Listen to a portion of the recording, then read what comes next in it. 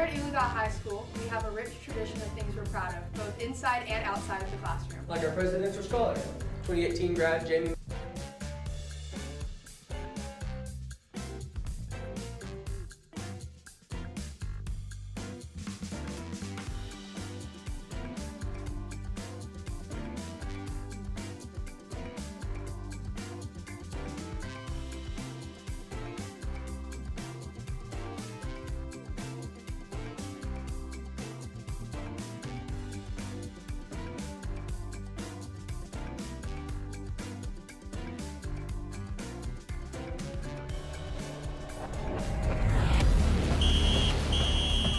The Oologah Mustang Network is on the air. And this is Mustang.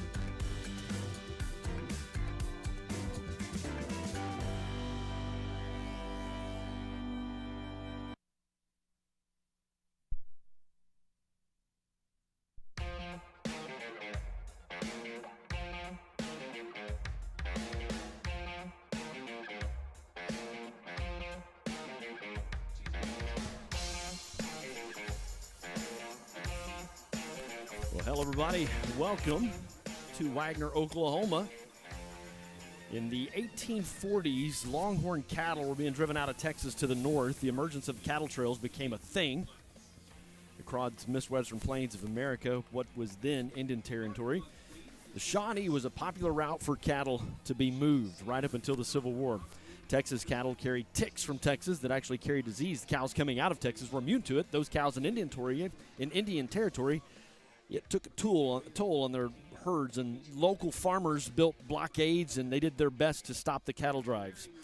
In 1861, American Civil War began, and those old cattle trails actually became useful to transport supplies and even troops at times. One of those old cattle trails then eventually became a railroad. The Shawnee Trail split off from the famous Chisholm Trail at Waco, then went from eastern Oklahoma to St. Louis and on into Kansas City, a few other towns as well. Eventually, that became the Missouri-Kansas-Texas Railway. Its path would intersect the Kansas-Arkansas Valley Railroad intersection. There was a railroad dispatcher that said they needed a switch, and that switch was named after that dispatcher, Henry Bigfoot Wagoner. In 1887, one hotel was built at that switch to accommodate the passengers. By 1888, two more hotels, two dry goods stores had been constructed. Wagoner's switch would soon be the seat for Wagoner County. 10 years later, Wagoner was the first city to be incorporated in Indian Territory, which basically means they were recognized by the U.S. government as a local city that could govern itself. Fun fact, they were actually incorporated under the state of Arkansas statutes. In 1950, completion of Fort Gibson Lake gave Wagoner its modern identity. And there's a couple of people of interest that are from Wagoner. You've heard the famous song, Wipeout, the guy that made that don-don-don guitar lick. Bob Bogle, he was born in Wagoner. Tommy Biffle, professional bass fisherman, developed the Biffle bug. More modern person of interest is Malcolm Rodriguez, played at Oklahoma State, drafted by the Detroit Lions in the 6th round. Has been highlighted in the NFL series Hard Knocks, and is the best-selling Detroit Lion jersey, the second best-selling jersey this season. So what does any of that have to do with Friday Night Football? Absolutely nothing. Other than we are on the road tonight, and we didn't take a train or a cattle drive to get here. It is Game 2 of the 2022 district campaign for the Oologah Mustangs. Hello, everybody. I'm tongue-tied Brent Kellogg. Glad to be along with you tonight. Kevin Hogue, our color analyst. And on the sideline is Blake Salt. Gentlemen, it is good to be back, and Friday Night Lights is upon us. It is great. It's great to be here. Sun's starting to set. It feels like fall finally, and it feels like football weather. Blake Salt is down on the sidelines, and you can tell that they are in the middle of their homecoming festivities, and we'll talk more about that in just a second. But, Blake, It just feels great out here tonight. It's warm, but you know when that sun goes down, it's going to be a beautiful night for Friday night football. It is. It's great. There's no wind, just like you said. The sun's going down, and it's going to get dark. The lights are going to come on, and it's going to be true Friday night lights come 7 o'clock. We have got a game on our hands. Oologah comes into tonight 2-2. Wagoner comes into tonight 2-2. And district stuff is on the line. Mustangs feel really good about this season. They feel like they've really got a really good chance to get into the playoffs. And if you're in the top 1 or 2 spot of district, that means you get to host that first playoff game. So a win tonight here goes a long way to putting the Oologah Mustangs in the driver's seat of where they want to be. When we come back, our visit with head coach Darren Wagner. We're going to look at starting lineup, keys to the game, coin toss, and a whole lot more. This is the Mustangs on the road on the Oologah Mustang Network. We'll be back with more right after this.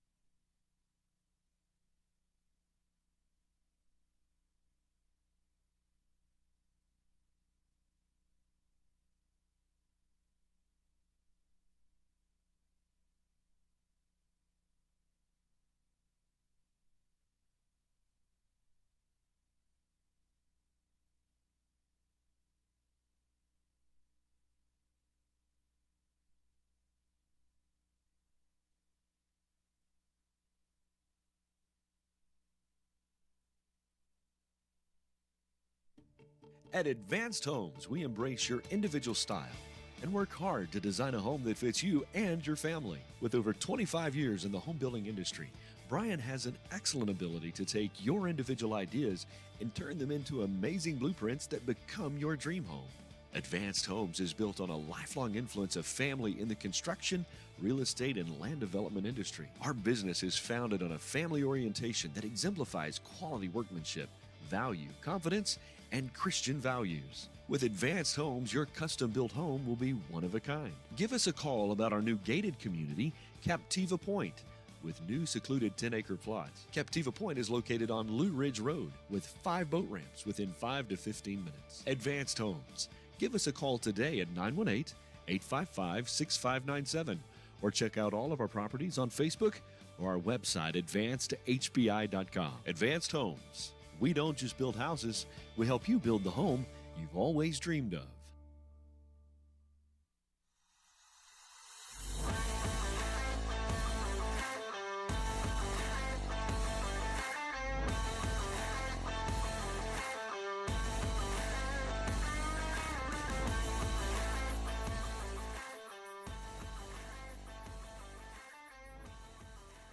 All right, Mustang family, I'm back with Coach Wagner. Coach Wagner, obviously we have a big test tonight, but let's talk a little bit about last week. We had a big win against Cleveland.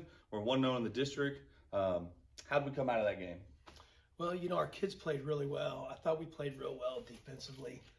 We got off to a good start, had some short fields early, and the offense capitalized on it. And we got a lot of kids in the game. We were able to rotate kids, and for the most part got out of it healthy, and that's always a plus. Yeah, you talked about field position. I noticed that for several drives in a row, they didn't start outside of their own 20. We did a great job in the kicking game. Yeah, our kick coverage was the best it's been all year. It was phenomenal. So those guys on that unit were awesome, and that's a lot of there's several sophomores and juniors on that unit, and they did a great job. Absolutely. So obviously we're at Wagoner, big test, big rival, historically, up there as far as district play. So what are some things that they do that just make life difficult for the Mustangs tonight?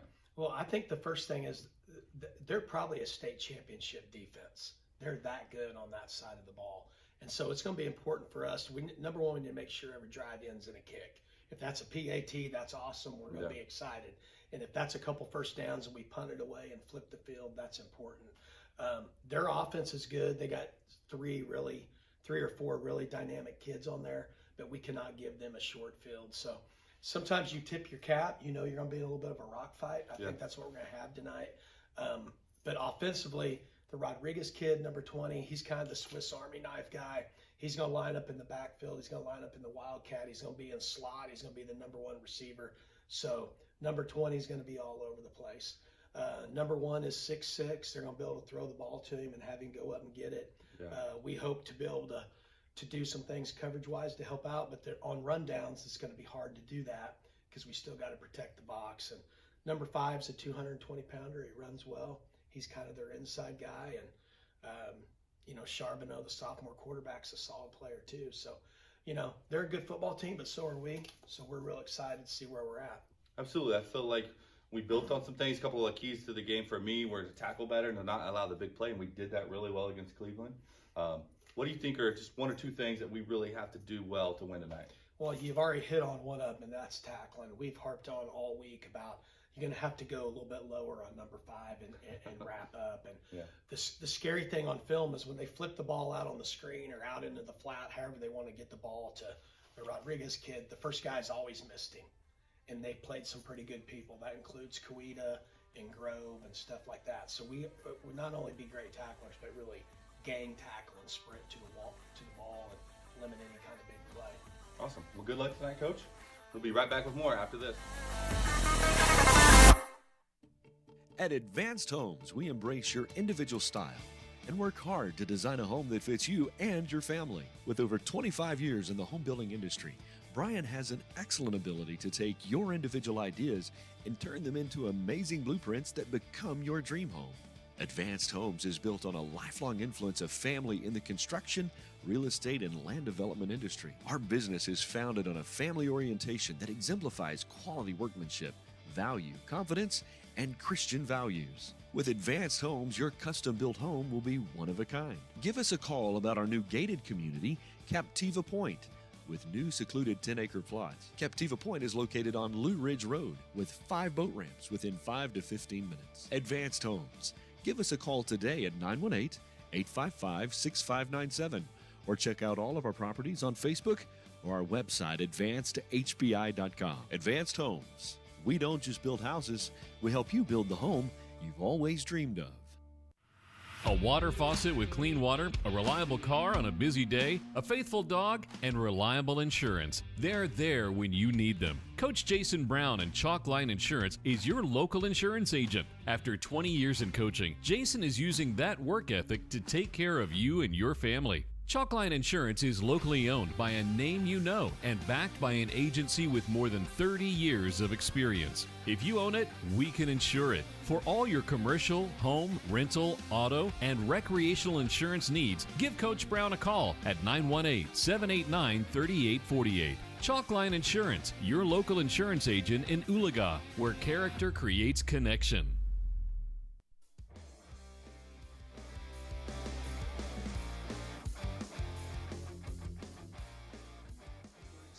Welcome back to Wagoner, Oklahoma, where the 2-2 Oologah Mustangs are on the road tonight as our second district game of this 2022 campaign. And if you can see the cameras, the sun is beating us in the eye. But the good news is, my best guesstimate, about 20 minutes. You think? I'm saying 17 and a half. 17 and a half. I got that. Hello, everybody. Brent Kellogg along with Kevin Hogue. Blake Salt is on the sideline. You can see as well that they are doing homecoming tonight. There used to be a team and that you picked homecoming because it was a team you thought you were going to beat. And so there came a time where it was almost a little bit offensive. I don't know. Should the Mustangs take offense to that? I would use it. I'd be using everything if I was Coach Wagner. I was a coach. I used everything to my advantage. As an administrator now, there's so many nights that you pile in with National Guard game. I'm not sure that that's true anymore. Right. But I would be using it. That was the point I was going to, that there's so much stuff that the cards have to fall just right. So speaking of homecoming, like you were royalty? Correct. Not something to brag about, but why not? I was in the homecoming court a couple times. I was homecoming king, 1996. Blake, were you homecoming royalty? I was. Yeah, I was in homecoming for wrestling. So I used to be the PA guy for the Mustangs back many moons ago, and it was we were doing homecoming, and I announced the king, Pat Mullen. He's administrator up at Inola Schools, and instead of saying your 1995 king, I said your 1995 queen. Last time I talked to him, he still had not forgiven me for that. So. Well, it set him up on a path. He's an administrator, you said. It is. Maybe yeah. there's a correlation. He's actually I'm an administrator, too. So. Yeah, coached for the Longhorns for a while, too. So, guys, tonight the Mustangs come in tonight. I know that we say rivalry just because of their history with this ball game, but I think they feel good. They've got to keep some things in front of them tonight. They can't let this game get away from them, but I think they feel good about their chances. Let's talk a little bit about who will be starting or the projected starters. These also always could be impacted by injuries or things, but this is, as our conversation with Coach Wagner, this is kind of what we anticipate. We'll start with the offensive line. Right tackle number 55, junior Jackson Gill. Right guard will be number 71, senior Corey Eaton. Center number 54, Colin Schrader. At left guard, you would normally see Braden Langman, but it's anticipated he is out with an injury, so you'll see sophomore Warren Pierce in his place. And then the left tackle is sophomore Bryce Byers. At tight ends, you'll see sophomore Gavin Salt, and you'll see junior Rafe Tackett fill in that. Salt last week is throughout the season, he's 5 completions for 49 yards. At receiver, and this is where some of the talented core comes into play, A.J. Streeter, 4 completions on the season for 83 yards. Braxton Moore, because A.J. has been so targeted, senior Braxton Moore has had some opportunities. He's 10 completions for 173 yards. Jackson Burchett, referred to him kind of as a speedster, 4 completions for 38 yards. And then Brad Hoisington has 3 completions for 37 yards. In the backfield, you'll see running back number 21, junior Ashton Wright, kind of the spark plug for this offense, 78 carries for 462 yards. He averages 5.9 yards per carry, has 7 touchdowns on the season. You'll also see Nate Morrow and then Gavin Salt as well. At quarterback, number 8, JoJo Griswold, 34 completions on 56 attempts, 61% completion ratio. He's passed for a total of 481 yards and 5 touchdowns. He's rushed for 235 yards and 3 touchdowns. Your kickers are Jackson Burchett. He does the kickoff. We saw him last week take over some of the PAT duties. He was 6 of 6 PATs last week. And Nate Morrow also does some of the kicking duties as well. He is 6 of 9 on the season. So just a little bit about the offense. On defense, and you'll see a lot of these names twice. On the D-line, you'll see Colin Schrader. He's got 5 tackles, 3 of those for loss. He's got a total of 10 tackles on the season. Defensive end, Bryce Byers, 3 solo tackles, 2 assists. Rafe Tackett, 5 solos, 4 assists. He's got a total of 9 tackles. On the outside linebacker, you'll see Ty Cherry, 6 solos, 7 assists, and 2 for loss. He's got 13 tackles. Tyler Stovall, 9 solos, 6 assists, and 2 for loss. And you'll see a strong linebacker in Gavin Salt, 14 solos, 12 assists, and 3 tackles for loss, racking up 26 total tackles. Jaden Tanner has 19 solos, 12 assists, and 5 for loss. Nate Morrow has 22 solo, 15 assists, 5 loss, and then 37 total tackles. And Nate actually leads the team in tackling. At free safety, kind of the quarterback of the defense, you'll see A.J. Streeter has 11 solo tackles, 6 assists, 1 for loss, and 17 total tackles.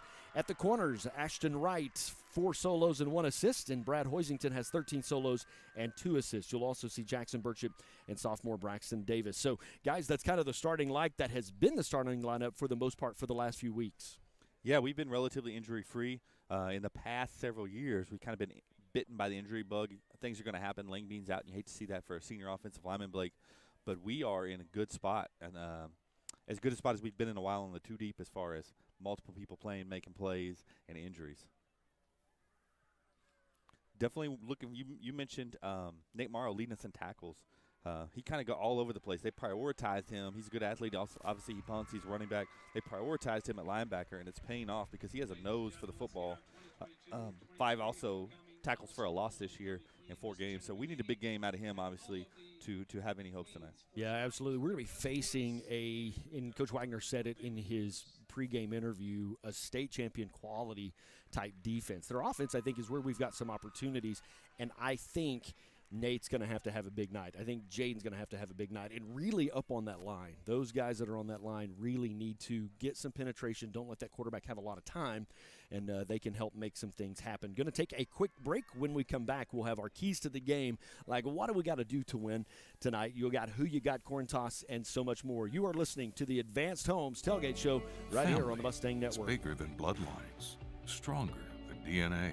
It's the circle we draw around the people that matter, the people we care about and care for, the folks who inspire us, guide us, root for us. Family means finding common ground, rolling up our sleeves, and making our way side by side. Armstrong Bank. Strength runs in our family.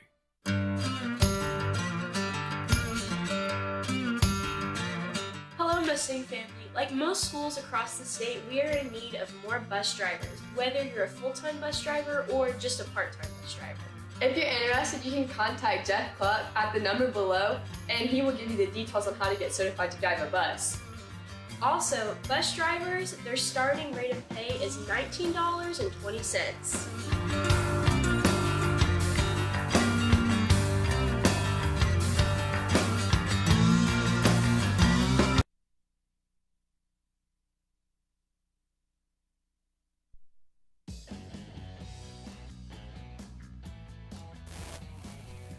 Welcome back to Wagoner America. We are about to join the national anthem, so we're going to do just that. We'll be back with more of our pregame show right after this.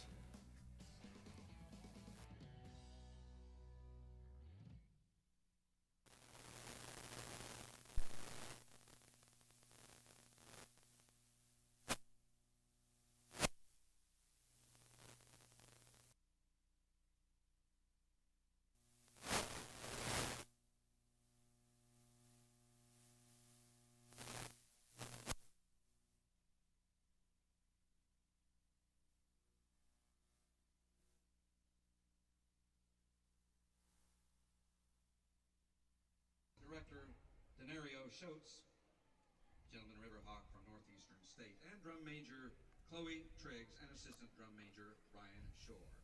Ladies and gentlemen, please join our band and sing our national anthem.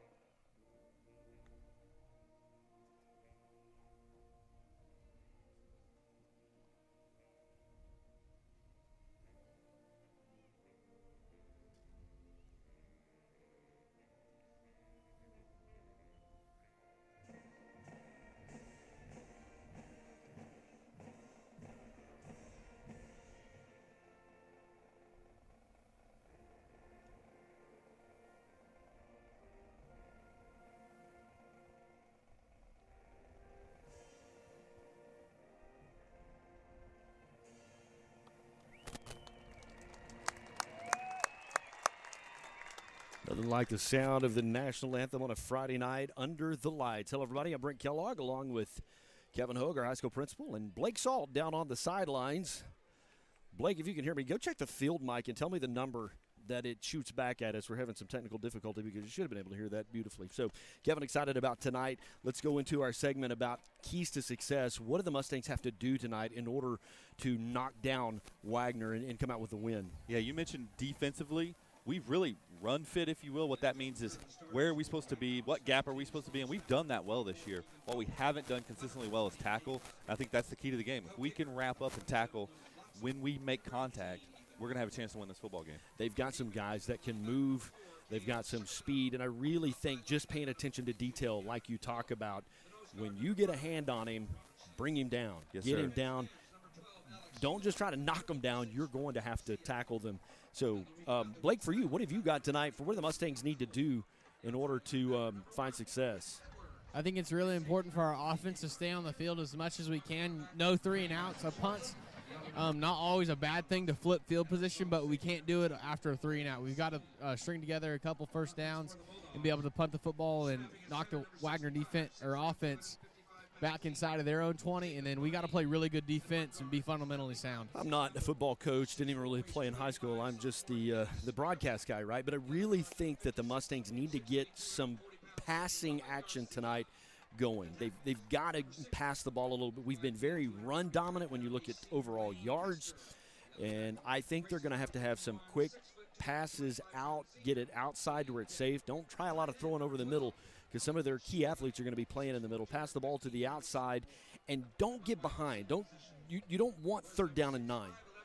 You want 3rd down and manageable. You want 3rd down and 4th at the most. So stay on schedule, as they would say. Kevin, let's talk about who you got. Who are you anticipating tonight to have a big game for the Mustangs? You stole a little of my thunder. One of my favorite movies is Miracle on Ice, and while I don't think it's going to take a miracle tonight, we got to play well, and we got to play well in the passing game. I have Joseph Griswold. I remember our sideline reporter his sophomore year beating Wagoner, making a great opportunity, making a great memory. I think Joseph has that potential tonight in his arm and his legs. Blake, what about you? Who you got? I really got Ashton Wright. I think he's going to be key to taking that time off the clock, and the time of possession swing needs to be in the Mustangs' favor. And Ashton, we can lean heavy on him and allow him to carry the football and get us in 3rd down situations where we like. Yeah, Ashton is going to be really key to what we do tonight. I kind of expect Streeter to have a big night too as well. They have just covered him so heavy. They know that he's been a target of ours for years, and which has kind of opened up Braxton more to have some stuff. But I'm going to go with Nate Morrow tonight.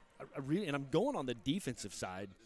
He's right there in the middle of that, and I think Nate's going to have a big night tonight. I would anticipate him walking out with 8 or 9 solo tackles tonight, just to really kind of shut down their offensive momentum in what they have. So should see how it goes.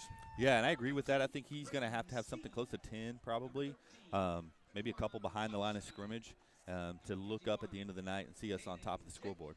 We are 1:13 away from kickoff, and they are currently down there flipping the coin. We will see who wins the coin toss. Kevin, that's your responsibility to make sure that happens. We couldn't do this without our sponsors, Karen Weeks at Solid Rock Realtors. Give her a call, 918-636-3173. Got to thank Raising Cane's, popular chicken finger brand with a focus on community involvement in Advanced Homes, advancedhbi.com. They are building your dream. So a huge sponsor to all of our folks that help make this happen. So we are officially waiting on what the officials have to do. Wagner won the toss. Okay, Wagner won the toss. They deferred, which means they get to choose in the second half. Of course, they'll choose the ball. Sure.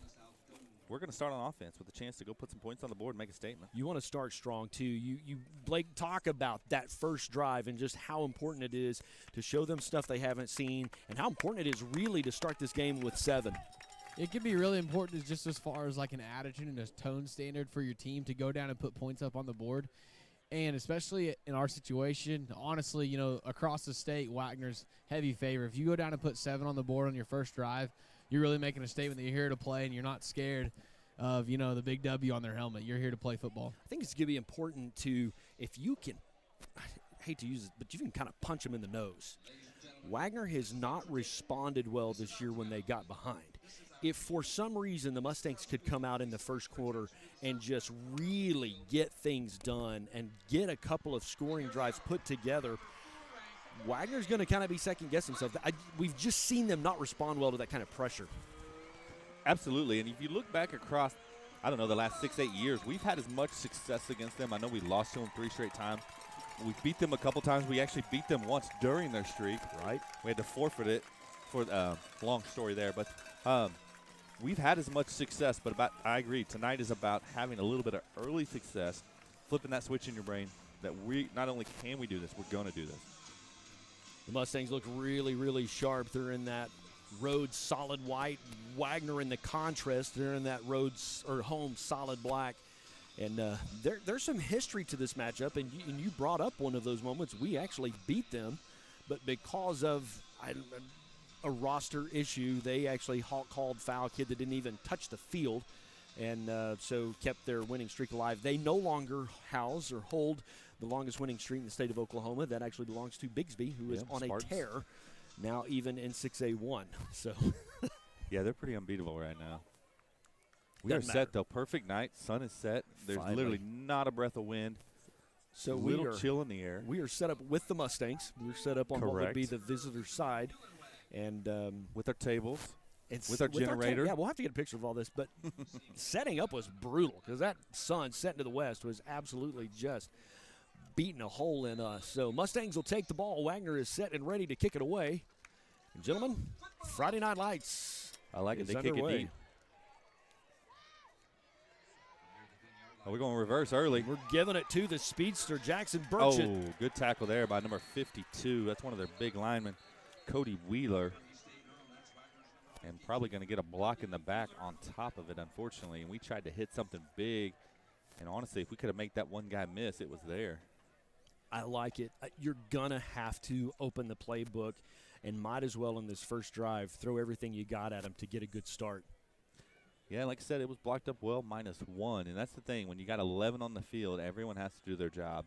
One guy can, I mean, he might still be running if we get that guy blocked up properly.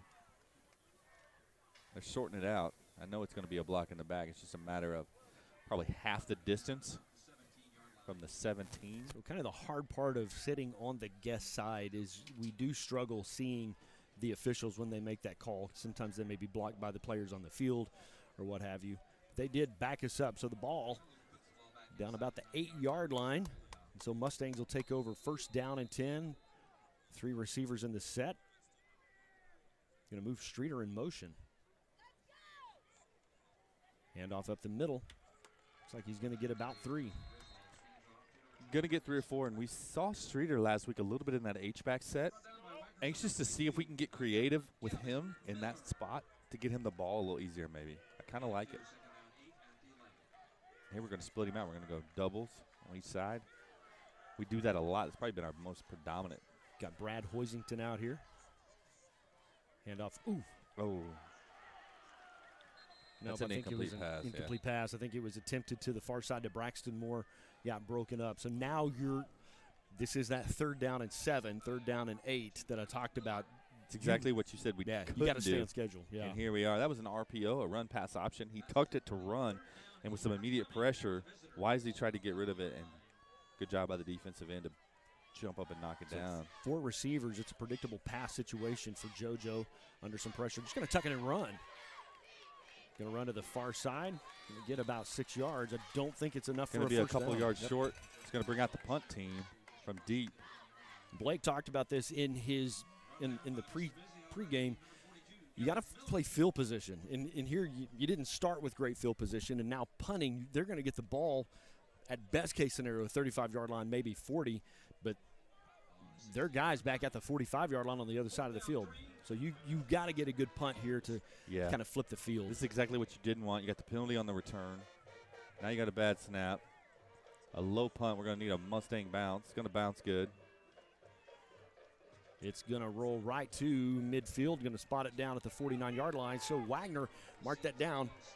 They're starting on our side of the field, and you would want them to have to drive the length of the field, not just 49 yards. You saw last week, we did the opposite. We pinned Cleveland deep a lot, and we started on their side of the field for the whole first quarter. And you saw how much better that can set up your offense. So defense is going to have to come up. We could really use a 3 and out here to set the tone. Sometimes it's just a chess match when it comes to field position. And Wagner comes with 2 receivers to this side of the field. Now a man in motion. That's Braden Scheme. He's going to roll to his right. Nice job. Tackling for about a 7-yard loss. Good job there. Rafe Tackett initially on the pressure. And then we had number 50, Warren Pierce, cleaning up the mess. Great job. That was one of your keys. Get some pressure on him. They were trying to go big play. You see that a lot after a turnover. They kind of probably felt like that was a turnover with that great field position. Hey, we scored 1 play. Covered it up well, forced him to eat the ball, and here we are. 2nd and long for the Bulldogs. 2nd down, 17, man in motion.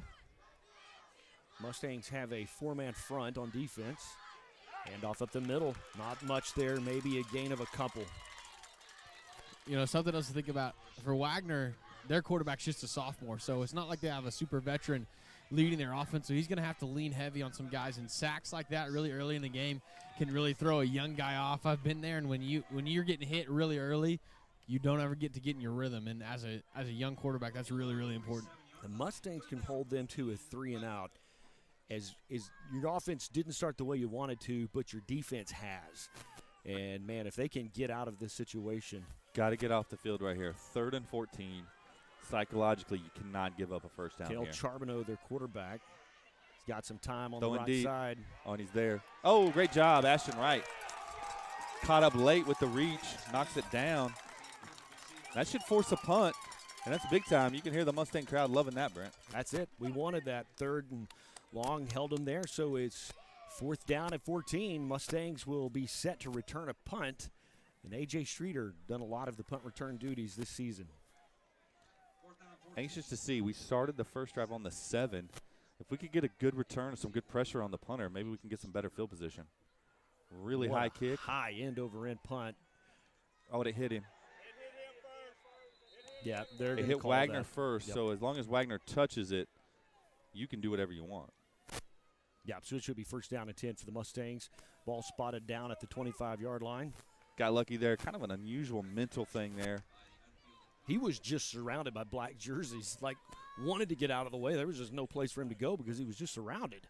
And he's done a good job at going up and taking that ball to keep it from bouncing. And Blake, we did exactly what we talked about, flipping field position. We start on the 7, they start on the 49, and with defensive pressure and a good defensive stop, we're at the 25, much better spot. Yeah, but we need to make this drive count. We're settled in. Everybody's had a drive. We need to have a good offensive turn here. 1st and 10, 4 receivers in the set for the Mustangs. Handoff up the middle. Not much there, but I like to see big Colin Schrader, our center, pancaking and getting off the top of a Bulldog. If you don't know what a pancake is, that stat is charted by the coaches. That's when you flatten a defensive lineman. He's wearing that red face mask this week. Rafe Tackett, Gavin Salt to check in for the Mustangs. We're going to have single coverage out here a lot, Brent. We're going to have to make this work out in our favor. Joe in shotgun. Hand it up the right side. Not a lot there. They're going to say no gain. I don't know that that's going to be our ticket tonight.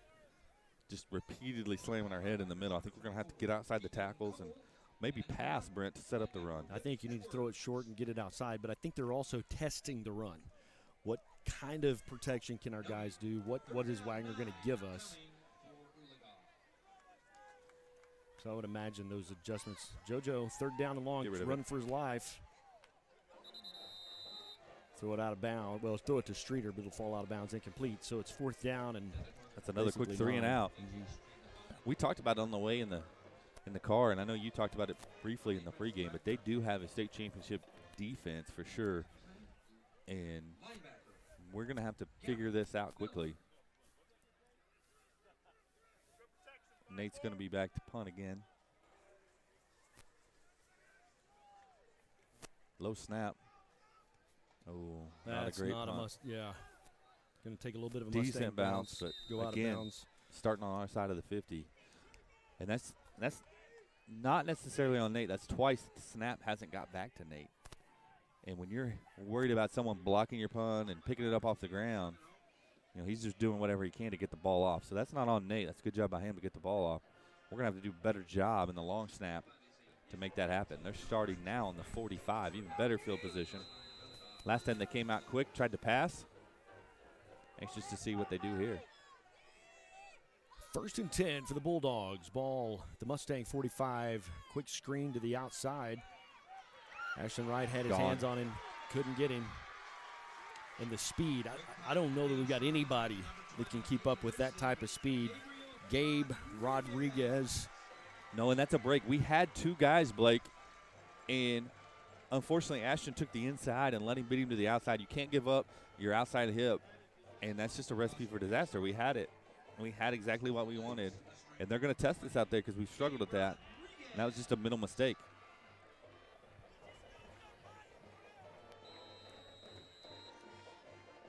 All right, the Mustangs, the Bulldogs on for the point after attempt. Just a mental mistake. We talked about being in the right spot. We had 2 guys exactly where they're supposed to be, and we had the mental mistake of almost being greedy and wanting to get the tackle, wanting to tackle for a loss, instead of breaking down and both people getting the tackle. We let them get on their outside hip, and you're not going to chase them down. Coach Wagner's in their ear now, exactly what we're talking about. You've got to respond. You've got to come out. Like you haven't even got a 1st down. So you've got to move the chains. Calm down a little bit. You're okay. You're okay. Might have to open up your passing game just a little bit. Offensive lineman maybe create some holes, get a little more life into your running game. But you're all right. You're down by 7:20. Let's play in the first quarter. Mustangs on the road tonight. The Wagoner Bulldogs. Get a good return here and get some good field position. Hear the Stallion Battalion in the background.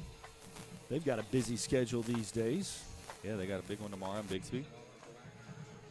Means my daughter gets home about midnight. Yeah. Made the finals place really high last year. It was fun to go and watch and be a part of that. Good kick. Goes into the end zone, which means they will bring it out. Mustangs will start 1st and 10. Anxious to see what we dial up here on 1st down. I know you don't like to come up empty on 1st down by an incompletion. You know, there's that old saying, when you pass the ball, there's only 3 things that can happen, and 2 of them are bad. But I think we have to. I think we absolutely have to.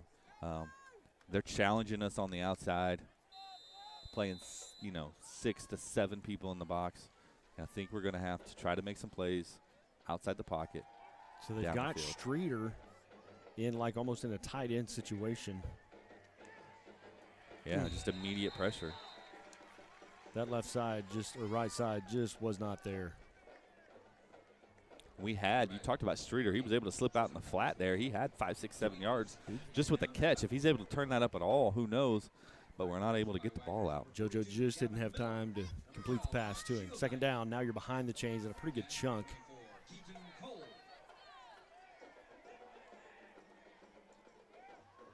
Yeah, now they're able to play a little more coverage. JoJo again running for his life. Going to run and probably just get back to the line of scrimmage. He was trying to go to Streeter. And again, he was up the middle. They've done a good job of moving him around, but there's 2 people that had him over. See, Streeter's frustrated they didn't throw the ball, but I see Coach Seville was saying there was someone else.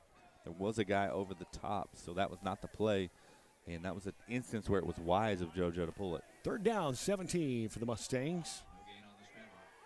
You would think the Mustangs' yardage total tonight so far is in the negative. Just haven't had a lot of offensive production.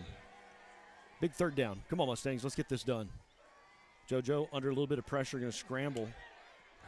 Going to tackle him for a loss. He was down.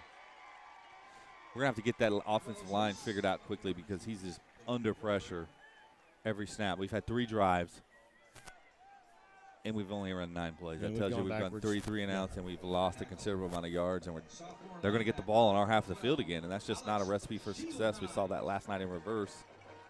It's not a recipe for success. Not a penalty involved, and I believe it's 4th down and 25. Now you got to worry about the safety. snap and the line. He's at the back of the end zone. Good punt, thankfully, or good snap. That's not who you want to be kicking it to. Got to keep him from getting outside. Christian Wright will bring him down. But they're starting with fantastic field position inside their own red zone. So the Mustang defense with a big task in front of them right here. And as you can see, the field position battle, we lose it, and this is what it turns into. It's like you're continually, it's kind of like when you miss an extra point, you're continually chasing field position, and it seems like your back's always pinned up against the wall. Well said, Mr. Salt. 1st down and 10 for the Bulldogs. Ball down at the Oologah 20-yard line. They have 4 receivers.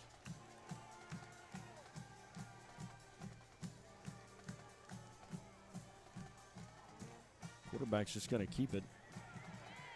Number 41 for the Mustangs had an opportunity to bring him down, Mr. Tackett. And he just slipped through his arms.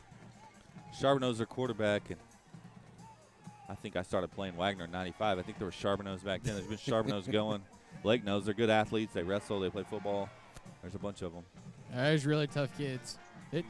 There seems to be a lot of long lineages here in Wagoner. You got the Rodriguez boys, the Charbonneaus. So it's 1st and goal from the 9-yard line. 4:53 left to play in the first quarter. Quarterback just going to keep it again. Good job there by Gavin Salt.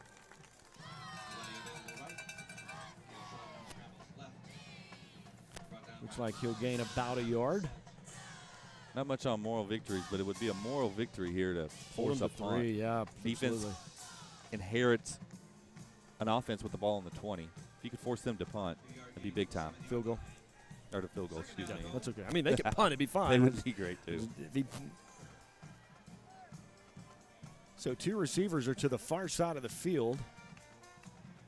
Handoff again up the middle. There was a face mask. Ashton Wright, nope, excuse me, Brady Evans was just reaching, but I think he got his hand on the face mask. So what that does is put the ball halfway to the goal and gives them a fresh set of downs. And the downs is the biggest part there. Yeah, gives them more opportunity to get the ball in the end zone.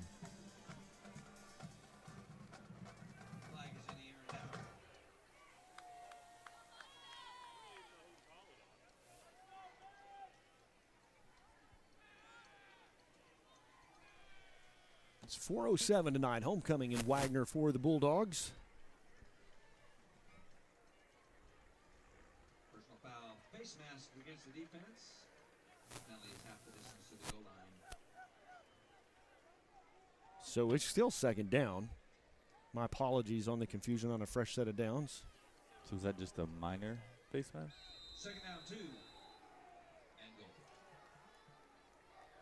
Rodriguez in motion. Going to hand it to him around the right side, and he will go into the end zone to put the Bulldogs up by 2 scores.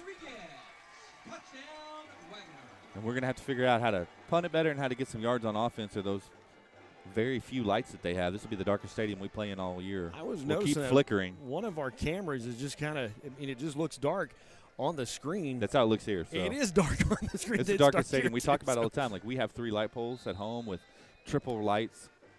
They literally have 20 lights lighting up the whole field right now. And to me, the lights are on the stands, not on the field. Yeah, they're pointed down, kind of. Down, I guess maybe not to blind the players, but definitely a dark atmosphere to play. PAT down.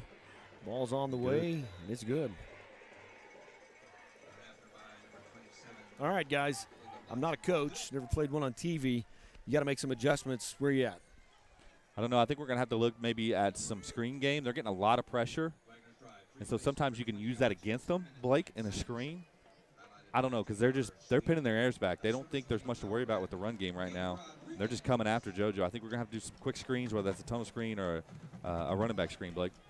Yeah, I think stuff like that, an RPO, you know, where you have JoJo reading the pressure and can throw it right behind those blitzers. But I also think it's just a big deal for us to get outside of our own 20 to start a drive right here and, you know, have a little bit of momentum going into a drive instead of feeling like our backs are pinned and we're having to be careful, if that makes sense. This kicker is dangerous because he can put it on the 1-yard line and it not go in the end zone. You got to take it. Or he can put it in the end zone. It automatically comes out to the 20. And so it's just one of it kind of puts your guys in a unique situation. Good deep kick. We got to take it from the 2-yard line. Broke through some tackles, going to get out to the 30. So for the first time tonight, the Mustangs start on the outside of the 20-yard line. Yeah, Blake hit it on the head. That's going to help, obviously. If you could get a couple first downs, flip the field, give your defense a little bit of a break would be more important. You would like for them to start on at least on their own 20. First down at 10 for the Mustangs. Braxton Moore to the far side. Jackson Burchett to the far side. You got Streeter nearest the cameras. Burchett in motion. It's not there. That's Abram Jackson, and he's one of our speedsters, but there's just nothing there. Yeah. When you're having to break tackles before you get back to the line of scrimmage. Wagner's got a player down. Loss of 3. It's like number 12, their big sophomore, Shield Knight. Fun fact, I went to school with his dad. He's a Quita kid. Started his career at Fort Gibson and has since transferred to Wagoner. Hopefully he's okay.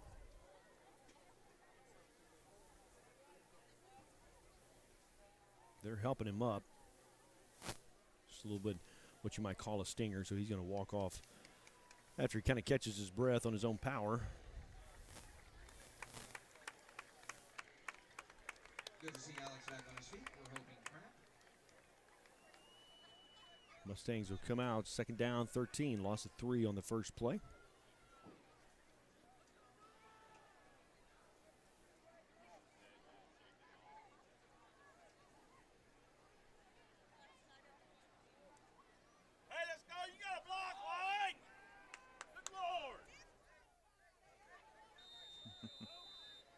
Mustang faithful getting a little restless. 3 receivers in the set. Joe scrambling. running. Just another free release by a. Looks like pass complete to Braxton Moore. Oh, excuse me. Sorry about that. Hoisington going to pick up a couple. I think it's also kind of important with that pressure in your face. The routes are developing, and we got to get the ball out quicker. Joe's got to be able to see that and get the ball out quicker. He's got a lot of pressure in his face, and he's doing he's running around for his life, but the best he can, the quicker he can do that, the less that they're going to just be able to pin their ears back and come out. Most pass plays have a hot read, like if you're under pressure, who you should get the ball out quick. Brad going to go. Excuse me, JoJo. Down to his left. Missed a tackle. Going to get the first down for the night. The first down all out to the 45-yard line. So Mustang first down and 10. May I say a much-needed first down and 10. Much needed. Hopefully calm this offense down. A great job by JoJo there. Displaying a little power and a little speed. First down and 10. Hand off up the left side. Nothing there. Immediately when they're meshing there, the quarterback and the running back, there's guys in the way. He's having to stutter step as soon as he gets the ball. Just getting a lot of penetration on that offensive line. Abram Jackson was the ball carrier. Loss of 2. Again, you're behind schedule. You can't do that tonight. You want 2-3 yards just to get the drive started. Now you're behind the chains. First down and 10. 3 receivers in the set. Hand off again up the right side. Nothing there. Number 56 for the Bulldogs will stand him up. That's Roman Garcia. It looked like he had a chance to get outside there, but just wrapped up by big number 56. I mentioned Garcia. He's one of their best players.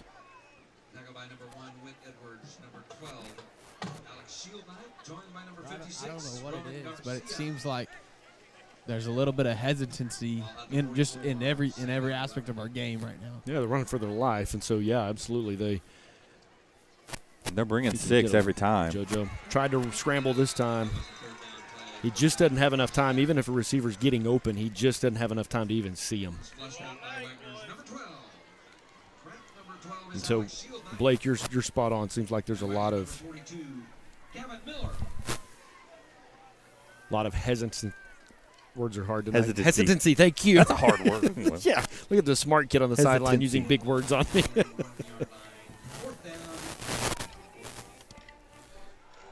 That's our third. Oh no. You just can't keep having bad snaps. I hate to be that way, but we got to figure out how to get the ball back to the punter. That's 3 out of 4 snaps. At a minimum, have one hopped. And that's not on Nate. I'm sorry, it's not. We got to do a better job. We got to get the ball to the punter. That's unacceptable.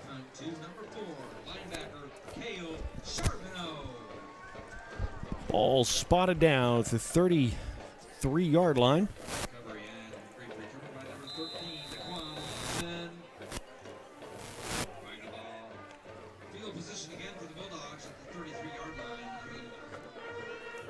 And just a nightmare start. I mean, that's the only word I can use. Yeah. We're almost into October, but just a nightmare start for the Mustangs. Talked on our transport over. Field position, essentially a turnover with a block punt. Big plays. Brady Evans in the tackle called his name a couple of times already tonight, but gain of a yard. We talked about if you got a chance with Wagoner tonight, you want to go in at halftime. Boy, if you're down by 7, you feel good about yourself. So the Mustangs are going to need to stop and need to find an answer. 45 seconds left to play in the first quarter.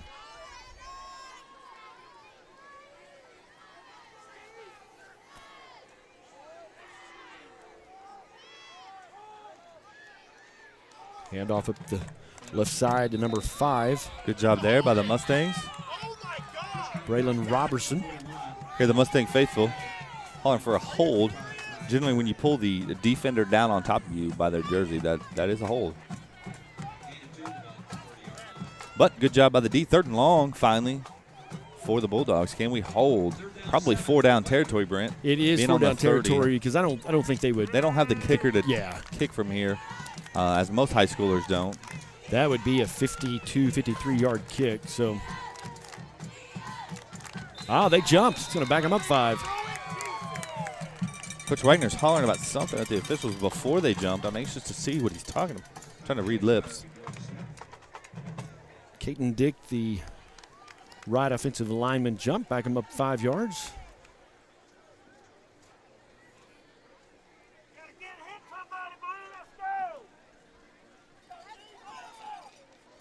They're going to wave it off.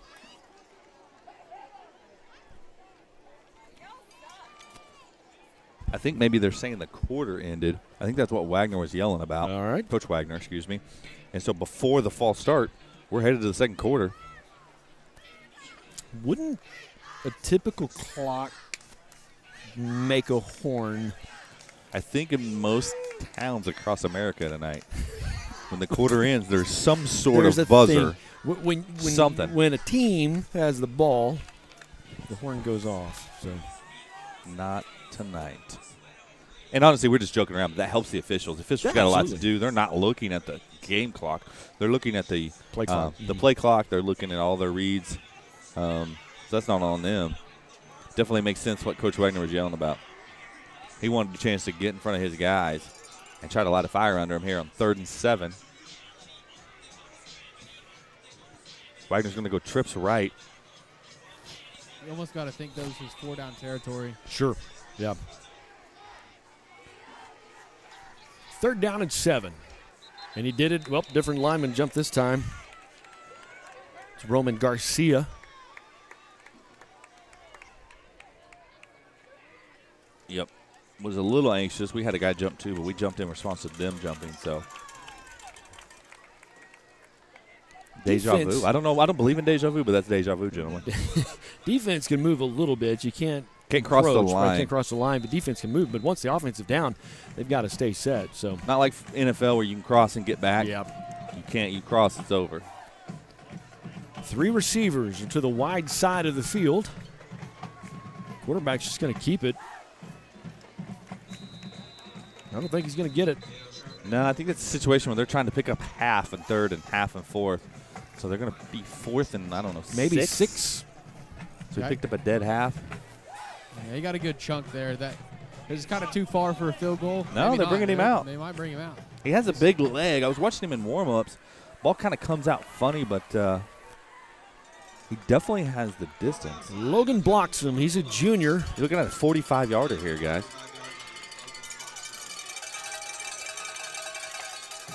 It's got the distance, but I don't think it's got the direction. Oh, it's good. Just barely over the crossbar. I'd say he's got about a 46-yard leg. Because that just got over. Yeah, you see the official holding it up saying like this. That was a good kick. Credit to that young man. Barely. He had good form, and he ripped it. So, good job. Somewhere I have a video at the state championship game where the Mustangs are kicking a field goal from there and missed it by about that much. And I was down on that end where the band was at, and it would have won the ball game. Time was expiring, and I think the Mustangs were down by 2, and the kick would have done it. Yeah, the kick would have. It was a game that Braden Despain, I think, broke his arm, and the Mustangs really were doing what they wanted to in the first half of that game, and then when Braden went down, it was just kind of his big target. Braden went on played Division I football at Arkansas State. So that was before me being here, but my understanding is he played corner on their big guy too. Yeah, and was doing a great job. It was a battle. Comes down, snaps his arm right before half, and end up losing by 2. High kick, end over end. We're going to return this. Good return for the Mustangs, about 24, maybe 25-yard line. He's right at the 25-yard line. Blake, you got a first down last drive. What do you put together this go-around? Create some momentum. I think you kind of got to go back to the same. I really think we got to kind of wake up and smell the roses. I mean, we're here. It doesn't seem like we're really in ourselves. We haven't found our rhythm yet. We've got to find some sort of rhythm and get to work on offense. It's going to be hard. It's going to be tough sledding. But you've got to string together 3, 4, 5 first downs. You're going to have to find a screen game. You're going to have to find a passing game. But you've got to buy JoJo another 2 seconds, another half second. You got to block somebody. 11:05 left to play till halftime. Play clock down at 10. There it is, screen. Streeter on the inside. I want to point out 2 things. It was a quick screen, but JoJo still took that's just as quick as you can catch it and get it out. He still took a big hit, And also that ball was just high. You would like him to be able to catch that on the run, but he's got to stop and jump as high as he can and catch it. And that's going to go for no gain, guys. Quarterbacks have an internal clock, and when you have the disruption like Wagner's created tonight, that clock, he's got a little bit of time here. If he could find somebody. Oh. Nope. And I think you see there, you see his eyes. He when he hit that first read and went to go to a second read, his eyes came down. He actually had another half second, but his eyes came down. That's just natural. I've been there, Blake. You get this many hits in a quarter, you're going to get a little gun shy. Yeah, you're exactly right. They've got him shaken up back there. So it's 3rd and 17. Feels like the Mustangs have been behind the chains most of the night. Our best field position has come on first downs. JoJo again running for his life. Got a man. Braxton Moore will overthrow him. So Mustangs will punt again, and you really need to execute well. Yeah, like I said, the only punt we've got, or the only snap we've got back to the punter was when he was in his own end zone. We have to do a better job.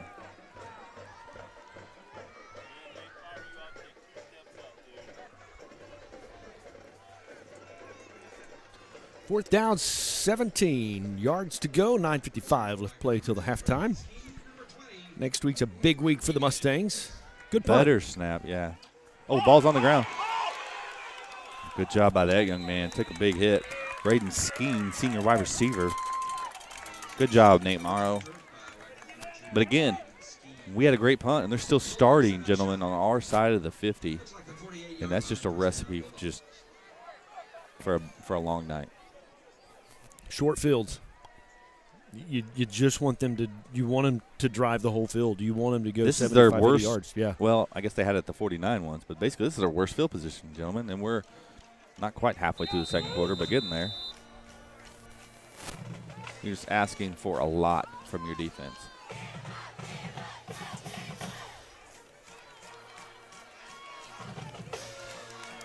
First down and 10 for the Bulldogs. Man in motion, Mr. Rodriguez. Across the middle, wide open. The guy that just muffed the punt will carry it in for their 3rd touchdown of the night. Braden Skeen. That's obviously just a mental breakdown because I was watching the action in the backfield, Blake, but he's wide open. Yeah, that's just a secondary breakdown. It's kind of just getting too greedy. You're wanting to watch what's in the backfield instead of, it's important. Defense has a lot of different roles, and secondary sometimes is just to keep your eyes on your man. And when you get lost in the backfield, then that's what happens. Eye candy can get tricky, and sometimes with the speed they have, just a hesitation, just one hesitation can cost you a step or two and cost you 6 points. PAT is up and no good. Made a 45-yarder and missed extra point. So that will leave the score 23-0 with 9:37 left to play. Mustangs' heads are down a little bit, and as a coach, that's where you gotta encourage. You got to go out and just, hey, let's play one down. Let's just play the down that's in front of us. Go execute the play that's in front of us. Beat the man that's across the line of scrimmage from you. Yeah, I'm going to switch gears and do something positive. I want to thank Karen Weeks. Yeah, absolutely. She is Solid Rock Realtors, but she's all in. I see her around town no matter what we're doing. Parade this, homecoming this, sponsoring the tickets for the athletic team. Obviously, she has a connection to the school. She's obviously Chad Weeks' mom. But I love Karen Weeks. She's a sweetheart. Appreciate you. Thanks for all your help around not just the school but the community. Next week's a big week for the Mustangs. Homecoming week, we got some dress-up days. Monday's Jersey Day. Jersey Day. We have games every day. The classes compete for Spirit Stick. Then we're going to have a parade and a block party on Thursday, as well as a Hall of Fame induction. Yeah, Thursday night, 6:30, I believe, is the parade downtown. The homecoming banquet immediately following at Oologah Assembly of God. That's a big kick. A big kick. He's going to bring it out. I think that we need to. Ashton Wright going to go. Get out to about the 29-yard line. Mustangs will take over, first down and 10. Typically you'd say not to return that, but I think if you're going to kick it to probably one of our most dynamic players for sure, he needs to take it and try to make the best of it. And he did. He added 9 yards to what would typically been a start at the first and 10 from the 20. They're first and 10 from the 29. Yeah, we're going to have a fun week, got a little bit for everybody. Posted a link to some homecoming gear if you want. Get to induct a couple of my neighbors. Larry Bennett, Danny Bennett, a couple of Mustang greats from long ago into the Hall of Fame. Just some great guys, too. My neighbors got to know them by chance, really. If you want to attend the Hall of Fame banquet, we're taking, I believe, 10 inductees. Quick screen pass out. Jackson Burchett. Just a big hit. That's our first Hall of Fame class. Yes, it's the inaugural class induction, and so that's why we wanted to take a bunch of them. And from here on out, we'll add 2, sometimes 3 inductees. Long history of great athletic programs, lots of state championships hanging in the trophy case, and want to just honor the people that made those things happen. We've had some people go on and play Major League Baseball. Had some folks go on and have great careers at the next level. One of them playing Saturday at Oklahoma State, Brock Martin. Yes, sir. So just want to honor those. Some of them were coaches, the players that turned into coaches and had great coaching careers. Brock Martin was out and about at Mustang Stadium last Friday because of the bye week for the Cowboys. How is that not early? And I understand, but boy, it sure seemed like number 3 was going along for a ride. And I see the world through blue glasses, make no mistake. So. I judge my reaction, or tried to, on the coaching staff. Coaching staff didn't get offended by it. It looked like it was just kind of perfect, bang, bang. Unfortunate because we got to win more matchups, like one-on-one matchups. We have a one-on-one matchup there. We're not able to break it.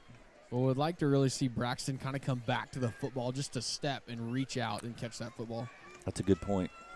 He's kind of stagnant standing there where their defender's coming downhill towards the ball. Gentlemen, I'm going to put on my little windbreaker. Are you getting chilly? No, it's perfect, but I'm going to put my windbreaker on. 8:27 left to play till halftime. Blake's tough enough. He wore shorts down on the sideline. It's a beautiful night. Friday Night Lights, it's a beautiful night. So ball at the 44-yard line. Again, Wagner has good field position. They'll take over 1st and 10 as they move from left to right on your YouTube screen. And it's kind of unfathomable. They've yet to start a drive on their half of the field. Yeah. That's just, we have 1 first down on the night, and so that's just kind of the telling tale. End around by the running back, knocked out of bounds. Great job by Ty Cherry there, not letting him get that outside, stringing it out. Yeah, we've got 1 first down, and then they blocked a punt. Brylan Robertson. On the one we got a first down. Yeah. So Brylan Robertson was the ball carrier. Pretty much no gain on the play. 2nd down and 10. 8:01 as the clock continues to tick. Mustangs trail 23-0 on the road tonight in Wagner.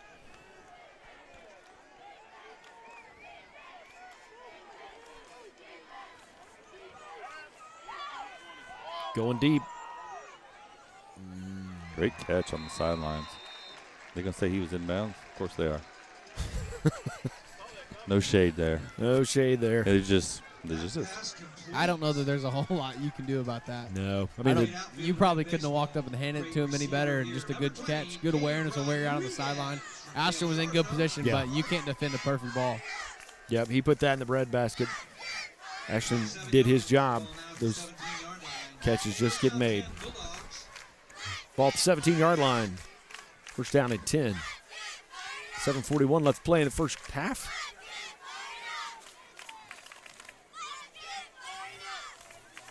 Wide split by number 3. Well, they're going to hand it. I thought they might get a little pass heavy. Handoff up the middle, number 16. Hear the PA guy tell you Trenton Edwards on the carry. And really, we're just going to have more young men win, if you will. Do your job. What is your job? You got to win your job. If we have more than they do winning that play, it should go in our favor, and we haven't had that tonight, whether it's offensive line, wide receiver, whatever. 2nd down and 3. 7:05 left to play. Man in motion. Hand off the left side. Good job there by Brady Evans, number 20. He'll get the first down. New set of downs for the Bulldogs. Nope. My apologies. 3rd and short. 3rd and short.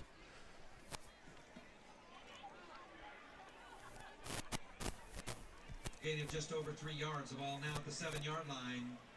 That's good for another Wagner Bulldog. First down and goal. Now they'll say first down and 10, or excuse me, first down and goal. Ball on the 7-yard line. They keep it on the ground, or they try to throw it out here to big number 1, Edwards. No, he's quarterback keeper. Number 27, Ty Cherry will get to him first. Nope, excuse me, Gavin Salt. Quarterback number 4, Cale Charbonneau. By number 27, Gavin Salt, and number 36, Tyler Stovall. It's like a gain of 2. Good job there to kind of ball it up, though. Put a big lick on him. Second down goal from the punt.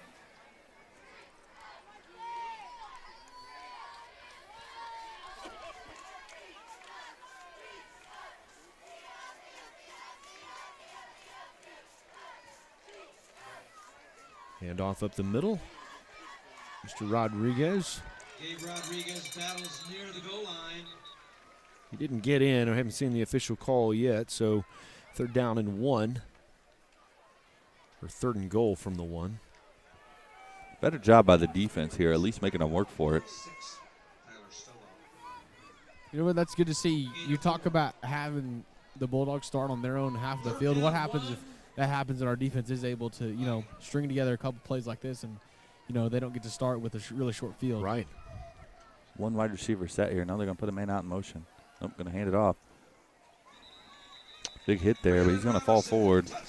Touchdown for Braylon Robertson. And unfortunately for me, I get to see these lights flicker again.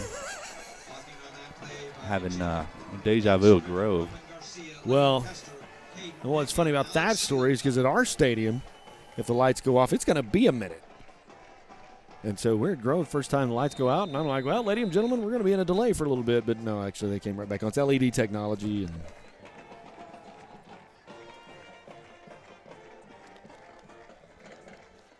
kicker is in, missed his last PAT, ball down, kick on the way, it's up, and it's through the uprights, it's good. He kicked that one over the net. I hit the Stallion Battalion trailer. The Mustangs trail by 30. As it has been a rough first half. Mustangs have not been able really just to execute on the offense. They have 1 first down on the night. Honestly, it's still about the third possession of the Mustangs even have positive yardage. Just have gone backwards, found ourselves third down and long many times behind the chains. So the Mustangs are set to receive. You got 5-10. Obviously, you'd love to get down to their side of the field. You'd love to put 7 on just to build something going into halftime. Yeah, you'd like to have something to build upon, kind of like a Lego. You got to have the base first. But unfortunately, they're going to kick. They're going to get the ball. We're going to kick off at the half. So sometimes all it can take is one guy to make a play, kind of ignite the whole team. Ashton Wright do the return business down about the 24-yard line. Mustang offense will come out, take over, first down and 10.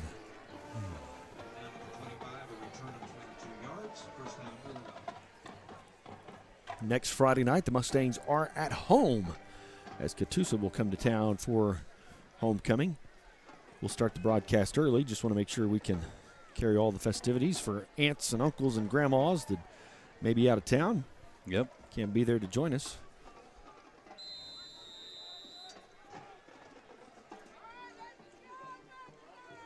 It's a busy week of activities around the hallways of Oologah High School. Streeter in motion. Handoff. Going to pick up a couple. That's what you need to do. You've needed to pick that up every first down to where you make second down and third down manageable. Yeah, that's one of the better first down plays we've had. Gain of 4, second down and 6. On the right side, going to get a first down. Something to cheer about here. Looks like a gain of about 9, so first and 10 for the Mustangs. Got some scores here. Sky took over Cleveland 13-0 in the second quarter. I'm a little taken aback by this. Number 8, Broken Bow, currently, this is Squirtle. It's kind of like Wikipedia, if you will.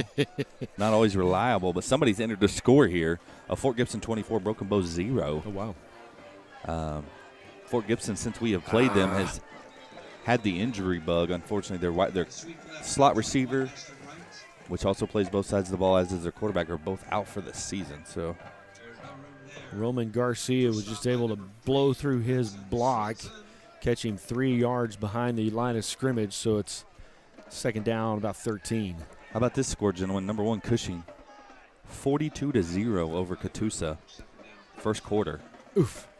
It's a long first quarter. We're not a lot off of that, but had a guy. Had a guy. And that's just what the line has to hold up. You got to win another half second on the offensive line. Cushing new to our district this year. I wish they were in somebody else's district, but they're loaded. They're loaded and have been. I mean, they've had a string of a couple of good years. Number 2, Tuttle, 35-0 over Hera, second quarter. What was the story on Cushing? Were they in an Oklahoma City district? Were they? They've always buffered us. Grove moved out. Correct. Tulsa McLean moved in. I know as far as wrestling, there's a lot of years that Cushing will go to a West Side regional, which is like your Tuttles and your Oklahoma City schools. But this last couple years, they've been to an East Side regional. So I don't know if there's something to change in OSSAA. Maybe so. But they've been known to go back and forth in wrestling. We talked about Bixby having the longest streak in the state, currently up 38-0 over Southmore, and some 6A action. Could be their worst field position of the night. Ball makes it down to the 36-yard line. Yeah, by far their worst field position of the night. So a first down helps move the field a little bit.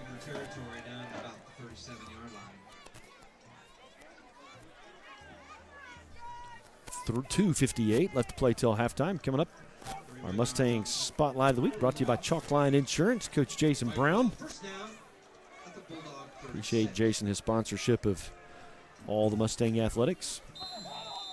Good game, probably the game of the week in 6A2. Stillwater, number 1 Stillwater at number 5 Booker T. Stillwater currently up 21-0 in the second quarter. So some lopsided scores across the state in all classes right now. With Bigsby moving up, Stillwater may be the new daddy in that group. Just going to throw it up. And Brad Hoisington had a chance to come down with it. Got to make that play, guys. Yep. Great job there. Just got to make the play when it's presented to you.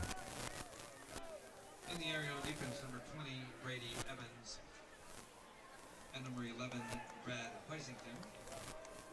With an assist, number 1, AJ Stringer. Passes incomplete. Second down 10. Second down and 10 for the Bulldogs.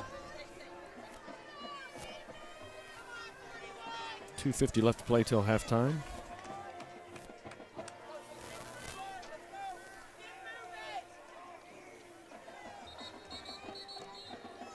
Timeout. Bulldogs will take one. We're going to take a timeout too. We'll be back with more right after this on the Mustang Network. Mustang family, don't miss a minute of live Mustang action or info about events or happenings at Oologah High School. Subscribe to our YouTube channel and follow our high school Facebook page today. RCB Bank is community. RCB Bank is friendly customer service. RCB Bank is trusted. RCB Bank is here to help. RCB Bank is yesterday, today, and tomorrow. RCB Bank is everywhere you need us to be. We are RCB Bank. Open an account online today to see why our customers always say, RCB Bank, that's my bank.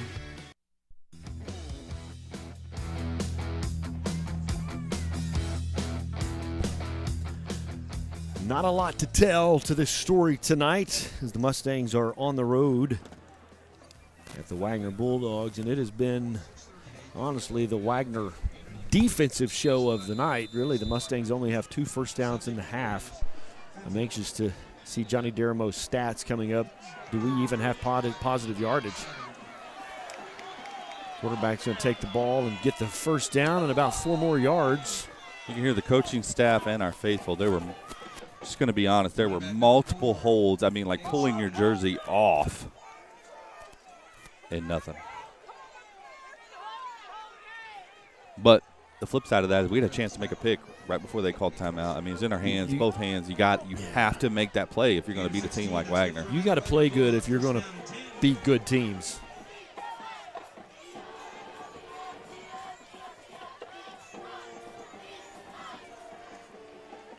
Quarterback's going to keep it again around the line. Another finally going to call it. Finally.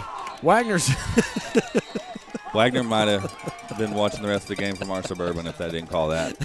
But they literally, and it's not about being mad at the refs. It's about fighting for your kids. They literally pulled Corey Eaton down to the ground by his jersey again. Crowd mic picks up some things sometimes. In case the refs weren't watching it, Oologah faithful want to help them. They'll back them up 10 yards.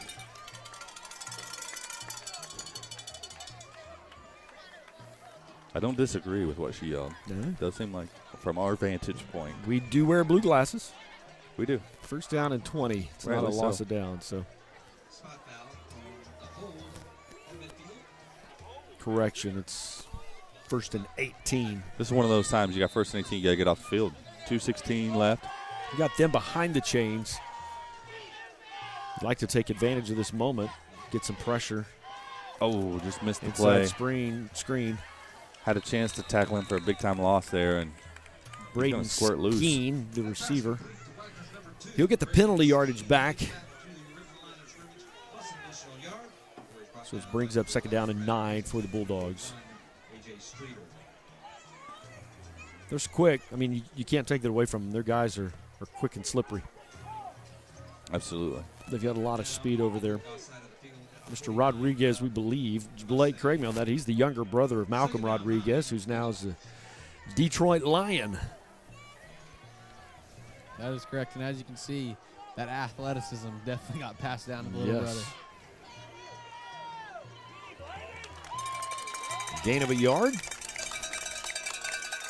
Maybe the longest third down play for the Bulldogs tonight.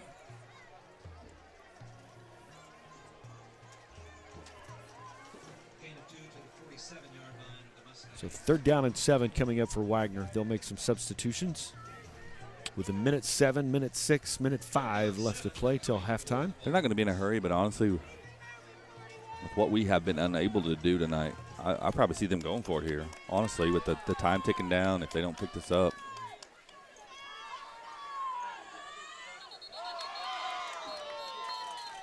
False start. Going to back them up, stop the clock. So that'll back the Bulldogs up 5 yards. Should bring up about a third down and 12 situation. 49 seconds left here in the half. You know, and as crazy as it is, you'd actually would have rather seen that play out. Because that, you know, it's a loss of 2 and it goes to fourth down. They just get an extra shot at third down. Yeah, the ball was immediately on the ground. Yeah. And there were some white jerseys in there. So 4 linemen down for the Mustangs on the defense. 4 receivers to this side of the field. You can hear the Mustangs cheering on their defense. Oh. How about that? Oh, he catches his own. Of course he does, right? Great job there by Rafe Taggart, not only to bat it down, but to chase him down. And he catches his own batted ball, picks up a couple. No, I think there's no gain on the play, actually. This side umpire, or this side referee hadn't moved yet, so. They're just going to probably let it run out. Yeah. Run into the They can. room. I mean, there's 22 seconds on the play clock and 6 seconds. He's standing next to the official. He's going to call timeout, and they're probably just going to chunk it in the end zone. Yeah, he's calling timeout here. So 4th down and 12 with 2 seconds left to play. Wagoner will take their second timeout of the half. We'll take a timeout as well. Be back with more right after this on the Mustang Network. Rod Henry Construction has been in the business of installing and manufacturing septic tanks and aerobic systems for over 10 years. At Rod Henry Construction, we take pride in providing quality service and products at a reasonable rate. We're proud members of the Home Builders Association and the Better Business Bureau.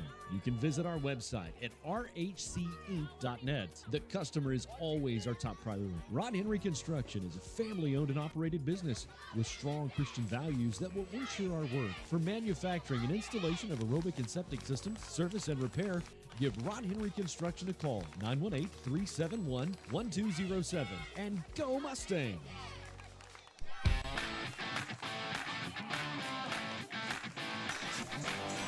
There are 2 seconds left on the clock. Wagoner can safely take a chunk play because even if Mustangs get the ball, there's nothing they can do with it. He's got the umbrella defense. He's just going to throw it up. Batted down by Braxton Moore. Will actually get credit, I believe, for an interception. No, he dropped it. Oh, did he drop it? Yeah.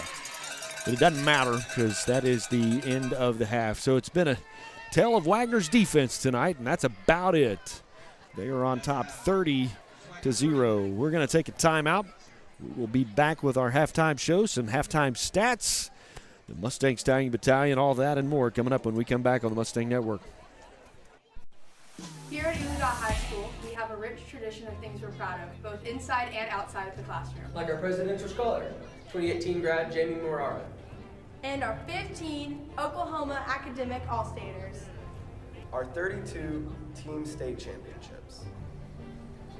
And our 151 All-State athletes. And our 116 individual state champions. And our 32 American FFA degree recipients. And our 112 state FFA degree recipients.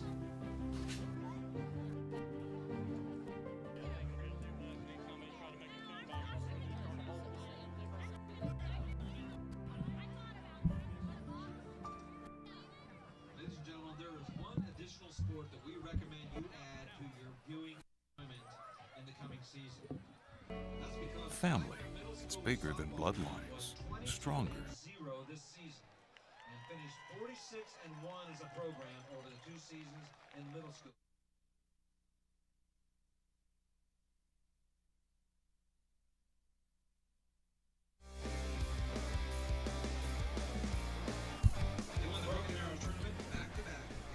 Welcome back to the Mustang Halftime Show. Hello, everybody. I'm Brent Kellogg, along with Kevin Hogue and Blake Salt. It's been a rough night to be a Mustang. We trail the Wagoner Bulldogs 30-0. What you see now is the Stallion Battalion taking the field. So we're going to let you enjoy the show. Let the field mic take it and just enjoy the Stallion Battalion as they perform their show colors. Paisley Romine, Maya Renshaw, Abby Rhodes, and C. Pierce. And the coaches included head coach Johnny Hutchins and assistant coaches Manny Mendez and Ed Yacht. These girls are fun to watch and they are talented. Can't wait till they join the high school next year. Ladies and gentlemen, the Wagoner Middle School softball team.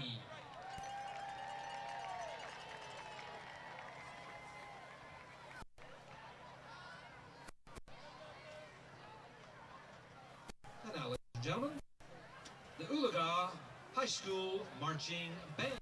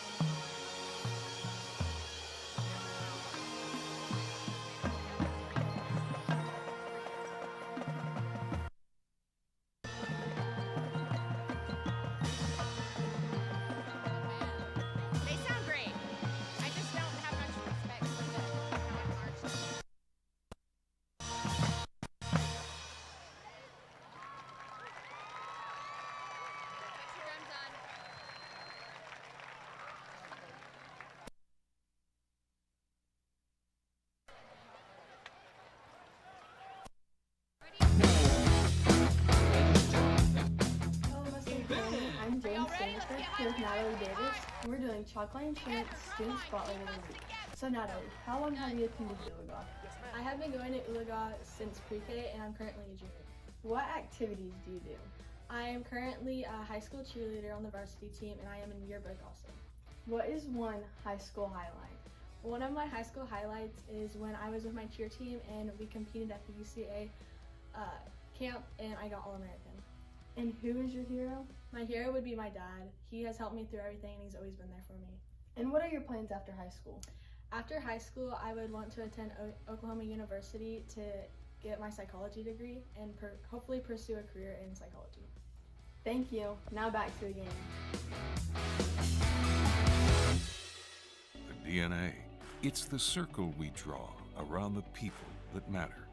The people we care about and care for. The folks who inspire us, guide us, root for us. Family means finding common ground, rolling up our sleeves, and making our way side by side. Armstrong Bank. Strength runs in our family.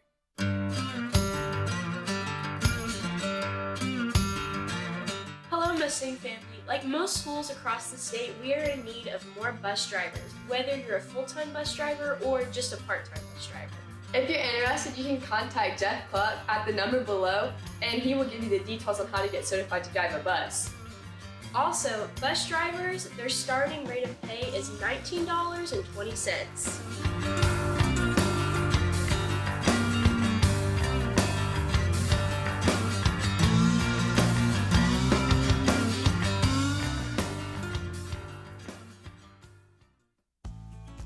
Mustang family, don't miss a minute of live Mustang action or info about events or happenings at Oologah High School. Subscribe to our YouTube channel and follow our high school Facebook page today. RCB Bank is community.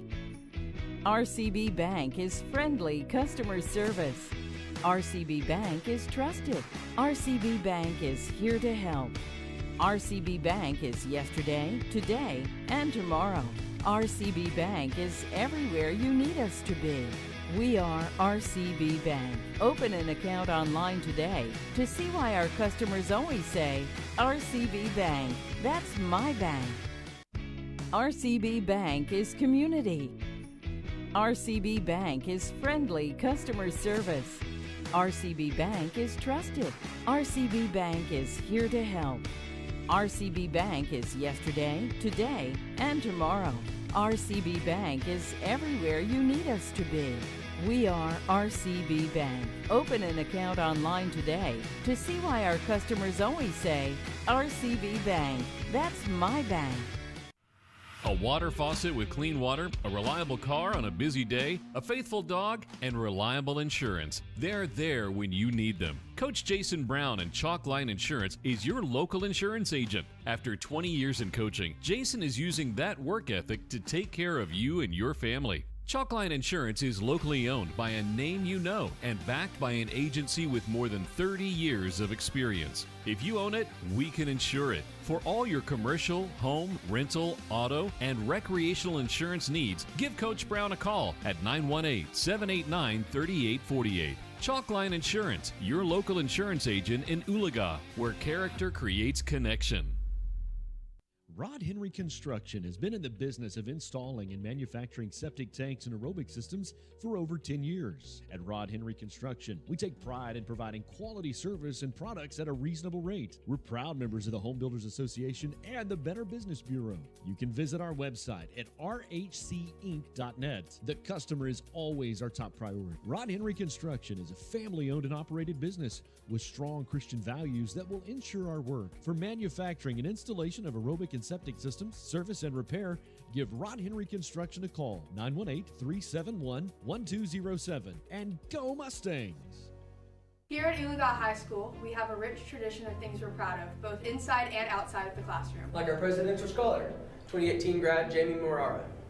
And our 15 Oklahoma Academic All-Staters. Our 32 team state championships. And our 151 All-State athletes. And our 116 individual state champions. and our 32 American FFA degree recipients. And our 112 state FFA degree recipients.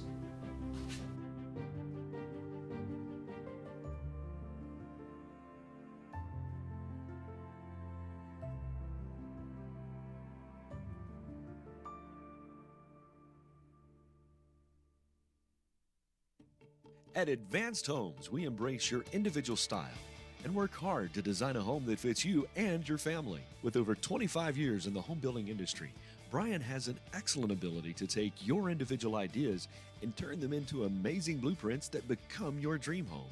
Advanced Homes is built on a lifelong influence of family in the construction, real estate, and land development industry. Our business is founded on a family orientation that exemplifies quality workmanship, value, confidence, and Christian values. With Advanced Homes, your custom-built home will be one of a kind. Give us a call about our new gated community, Captiva Point, with new secluded 10-acre plots. Captiva Point is located on Lou Ridge Road with 5 boat ramps within 5 to 15 minutes. Advanced Homes. Give us a call today at 918-855-6597 or check out all of our properties on Facebook or our website, advancedhbi.com. Advanced Homes. We don't just build houses, we help you build the home you've always dreamed of. Family, it's bigger than bloodlines, stronger than DNA. It's the circle we draw around the people that matter, the people we care about and care for, the folks who inspire us, guide us, root for us. Family means finding common ground, rolling up our sleeves, and making our way side by side. Armstrong Bank. Strength runs in our family.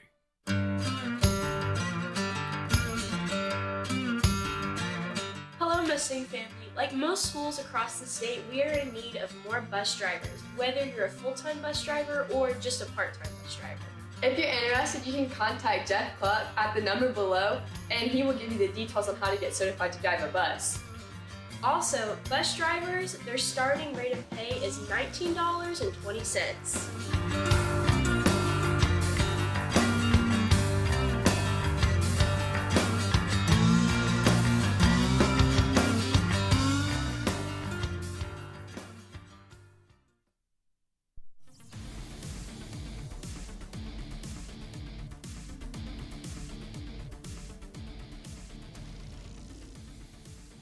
Hello, everybody. Welcome back to Wagoner America, where the Mustangs got themselves in a little bit of a hole. They trail 30-0. Hello, everybody. I'm Brent Kellogg, along with Kevin Hogue. Blake Salt is on the sideline, and Johnny Daramo does stats for the team as well as for us, and it's just not pretty. It's just not been a good night for the Mustang offense. We knew coming in tonight they would have to play really well on the offense, being comfortable with 2 and 3 yard chunks. We thought most of that would have to come in the air just because their front defensive lineman is stout. And that has all come true and then some, because we have not been able to run the ball effectively. We have 4 yards rushing in the first half, and we have a -1 yard passing. So, yes. Kind of incredible. Do that math that the Mustangs have 3 total yards of offense in the first half. Wagoner has 82 yards passing, 53 yards rushing. And you're like, well, they only have 135 yards. The problem is they've had incredible field position all night long. Yeah. They've scored 4 touchdowns and a field goal with 135 yards. Yeah. They've only started on their side of the field once. And a couple of those possessions, they started the 20 and the 30. I mean, they started a couple like almost in their red zone. So just a nightmarish field position game for the Mustangs. And it's been a mix of everything. It's been a penalty on the very first kick. Yeah. When we try to go for one of our home run plays, which is a reverse on the kickoff, we start on our 7. We get a punt block. We just compounded errors. And I think we punted 5 or 6 times, and only twice did we actually get the snap back to the punter. I mean, it's just been a myriad of bad things, and we're down 30-0. I don't know how to dress it up any better than that. Well, so the Mustangs have 2 first downs. Wagoner only has 4. Just because they've had such good field position, they've really it's only a big had to chunk move plays. Yeah, they've had only the one. Exactly. They've only moved the chains 4 times. Rushing, JoJo has had 7 rush attempts. He is -2. But you have to keep in mind his sacks and all of that plays into his total rushing yardage. His first 2 possessions, he was running for his life. Yeah. Yeah, they're bringing 6, and we knew they would. We just unfortunately haven't shown the speed on the outside, the explosiveness, to really kind of cause them any fear, right? If you will. We got to do something to back them off of that, and we just haven't done it. I don't know if I've ever seen 3 receptions, -1 yard. So we got to do a better job all around. I'm sure that's what they're talking about inside. Just do your job. It really is that simple. You got to have more guys on a given play do their job and win their assignment than the other team, and we haven't done that consistently. And that's why you see the scoreboard like it is. And we have a big opportunity to come out and build for the second half, build for next week, build for the rest of the season. Obviously, our district's very top-loaded. Still a lot to play for. And not that this game's out of whack. We are kicking off. If you can get some good coverage, they're going to start with their worst field position of the night. If we can do something like a 3-and-out, then we can flip it and have the best field position we've had. So we'll just have to see. We'll have to see how the Mustangs come out. They're playing hard, but not playing assignment football, not tackling particularly. W tonight, but you also don't want to come out with a couple of your starters specifically on your lines, on your offensive line and defensive line, because we're already pretty thin there with Langman out. You don't have a lot of room there. No. We didn't come into the season with a lot, and you have one of your veteran senior linemen out, not dressed tonight. Not an area we can have. They do anticipate him being back by homecoming. At least my last conversation with Coach Wagoner was their hope that he would just miss a couple of games. Obviously, it wasn't a factor at when Cleveland came to town last week, and don't know that it'd be a factor. Maybe you rest him another week. Catoosa just did not have the team this year that they've had the last couple of years. And which is homecoming next Thursday night, 6:30. There's a parade downtown Oologah. I would love for you to come out. And got a unique component to the parade this year. We have our inaugural class to the Oologah Hall of Fame, and I believe most of those inductees will be a part of the parade because following the parade at 7:30 at Oologah First Assembly, we are having a banquet. Tickets are $35. Call the high school if you would like to purchase a ticket. We'd love for you to call and get connected, and love for you to be there as well. And then Friday night, Catoosa Indians come to town. And it will be the Mustangs' homecoming, and we will crown the homecoming court. And I like the way we do homecoming because, much like what Wagoner does, we do all of our homecomings, which includes golf and softball and swimming and all the that. Sports They're all there, yeah. A young man or a young lady that have been involved for at least the last 2 years are eligible. The votes are casted within the sport to get your representative. And then next Friday, right after lunch, we'll do a quick pep assembly where we show all the attendance, court people, if you will, and then we'll go right to 5th hour, and our whole school gets to vote for homecoming king and queen. So pretty cool deal. Haven't seen that a lot of places. Love it. It's catching on more, like you said, with Wagoner. Just a cool thing. We get representatives from all the sports, and the whole school gets to vote. So pretty cool. 55 seconds left till halftime. Ooh. Can I give you a score? Let's do some scores real quick. Bixby over Southmore at the half, 66-0. I did not misspeak. 66-0. That's incredible. I don't know that we've seen anything. Obviously, we're here at the home of 48 straight, but I don't know if the state has seen anything in a while like what Bixby's doing, just how good they are, how many D1 players they're spitting out every year, year after year. In 6A2, Muskogee up 33-0, and Stillwater, number 1 Stillwater, probably the favorite in 6A2, up 31-0 at the half over number 5 Booker T. That's pretty incredible score there. Bixby's just built a program, and when you get to that, success breeds more success. I mean, there's been days at Oologah that happen when you go to the state championship a year and then 2 years, and next thing you know, kids want to come play for you, and in Oklahoma, you have open transfer rule. And if you can take them, you can take them. And so that's certainly some of what has happened at Bixby. Yeah. Owasso. Definitely scored a note for us. 2 upcoming opponents in district. Miami 7, McLean 6 at the half. Interesting score there. Another dogfight. Skytook and Cleveland. Skytook over Cleveland right now, 13-7 at the half.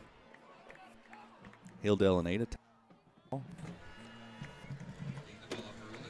We're going to kick it off. Oologah set to kick it off. Have not kicked off thus far because the Mustangs have not put points on the board. So Jackson Burchett will do the kickoff duties for the Mustangs that are in all road white. That Vegas gold helmet.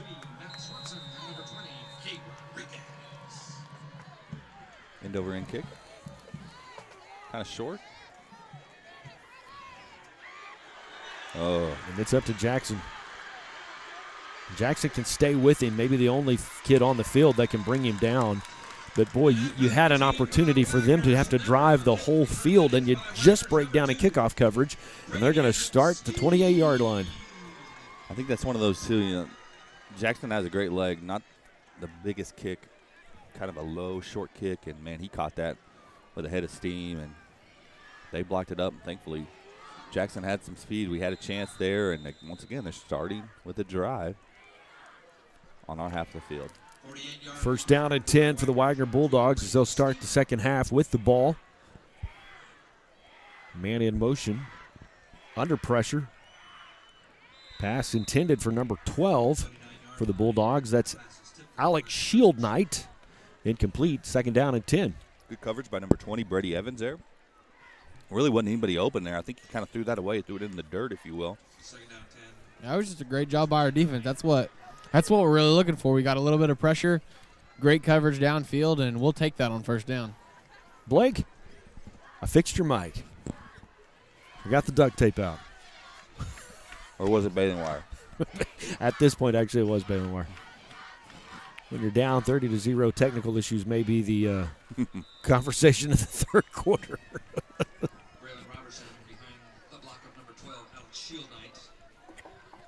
Softball season has concluded for the very young Lady Mustangs. Man, what a young roster that Coach Pear played with this year. 5 freshmen.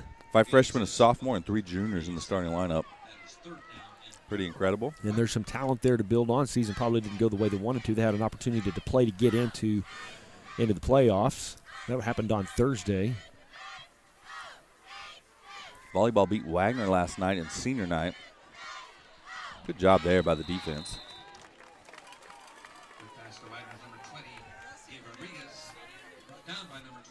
Pass complete on the right side. Gain of a couple. Looks like it's 4th down and 4. I would assume them to go for it here. And they say 4th and 4. It looks more like 2 from here, but they're going to go for it. Yep, now the scoreboard has changed. 4th down and 2. Big moment here for the defense. If we could turn them away, your defense is going to feel like they did everything they could after that big return.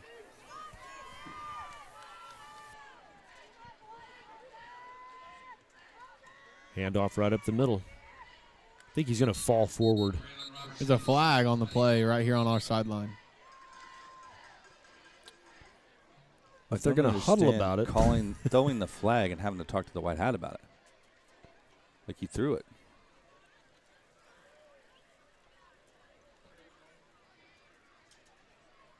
They're marching back to the line of scrimmage. False start. Nope. Okay. Yep. I don't understand. Like, what's there to talk about? That's you don't have to get the permission either of the it white is hat. or it ain't. Yeah, if you threw the flag, it's a false start. So 4th down and 7 coming up. 10-11 left to play in the third quarter. Probably a passing down here. What? Be interesting. You've got them in an interesting spot. You got an opportunity here. They kicked a field goal earlier from this range and made it by about a foot. But they're going to go for it. 4th down and 7. I think you'll see them put the ball in the air here. I really do. Ball at the 26-yard line. Mustangs show a little bit of pressure. Man in motion. Oh, he's wide open. Jaden Tanner played just a little too soft. Enough for the first down and 10 for the Bulldogs. Mustangs have a guy on their side that's slow to get up. It's Jaden. Yeah, I think him and Hoisington maybe were in a zone look and just and good guy job found to there. see him in the zone. I think he wanted to go to Rodriguez. Salt did a great job there, step for step, and second read was just wide open.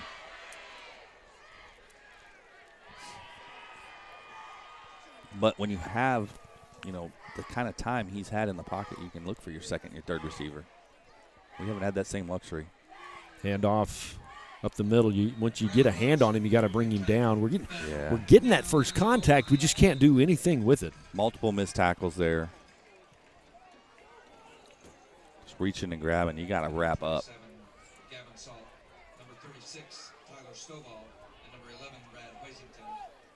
First and goal. First and goal. Ball spotted down at the 2.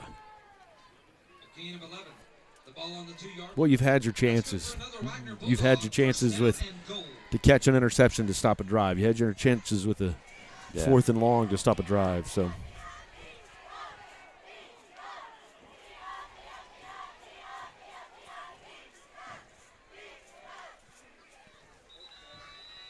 Second effort going to get in. Again, a big hit in the backfield, but no wrap up, just a hit, and he's able to fall forward. He's too good of an athlete, Blake. You're going to have to wrap up. We talked about that in the pregame. You may not get a solo tackle. That may not be what it's about tonight. You may just have to hold your ground and hold him up, move your feet, and wait for the second and third guy to come in. Yeah, it's also not just about wrapping up, because it's also like running through a tackle. You know, if you stop and reach, just like you said, that guy's such a strong runner and a good athlete. He'll run through just to arm tackles. You've got to be able to run through some tackles. No good. That is his second PAT on the night to miss. He can kick a long field goal, but has struggled a little bit tonight from the PATs, but it's of no point. Mustangs trail 36-0 with 8:27 left to play in the third quarter. Your first time to see the ball tonight on offense, and you need to come out and you need to do something. And that sounds really stupid, but you need a first down. You need to generate some momentum. Just get multiple first downs, and let's see where that leads us. Because you're going to play other hard teams throughout the course of your district run, and you've got to be able to make those adjustments. You've got to be able to figure some things out. Or when playoff season comes, you're going to be sitting at home watching. Interesting that the officials are all still huddled down there.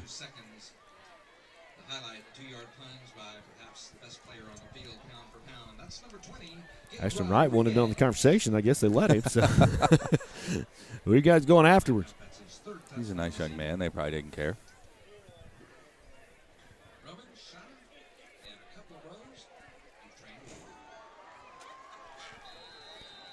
Set to kick it away. Here are the Bulldogs. Number 18, Ethan Millenweg will do the kicking. Take it at the 1-yard line. Here's Ashton Wright. Going to come around. Got a little bit of room. Get out to about the 35-yard line.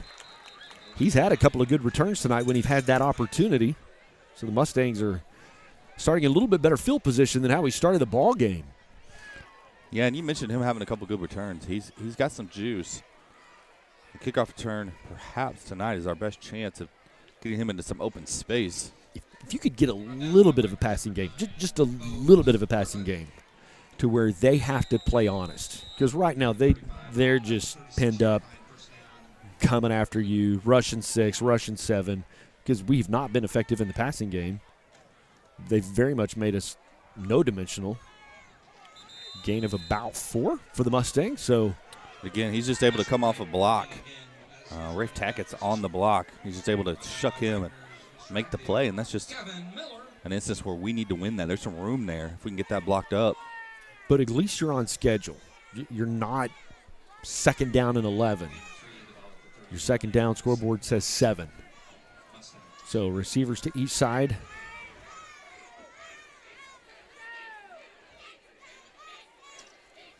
Handoff up the middle again. Fighting his way forward. Looks like he's going to lose about a yard. Forward momentum. So now you're 3rd and long. Boy, if you could have picked up a couple of more and put yourself in a 3rd down and 4 situation, it's a whole lot better than a 3rd down and 8.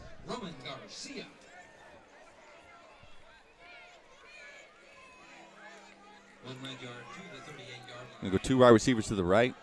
Looks like Hoisington and Burchett. Braxton Moore to this side. They show blitz. JoJo running for his life.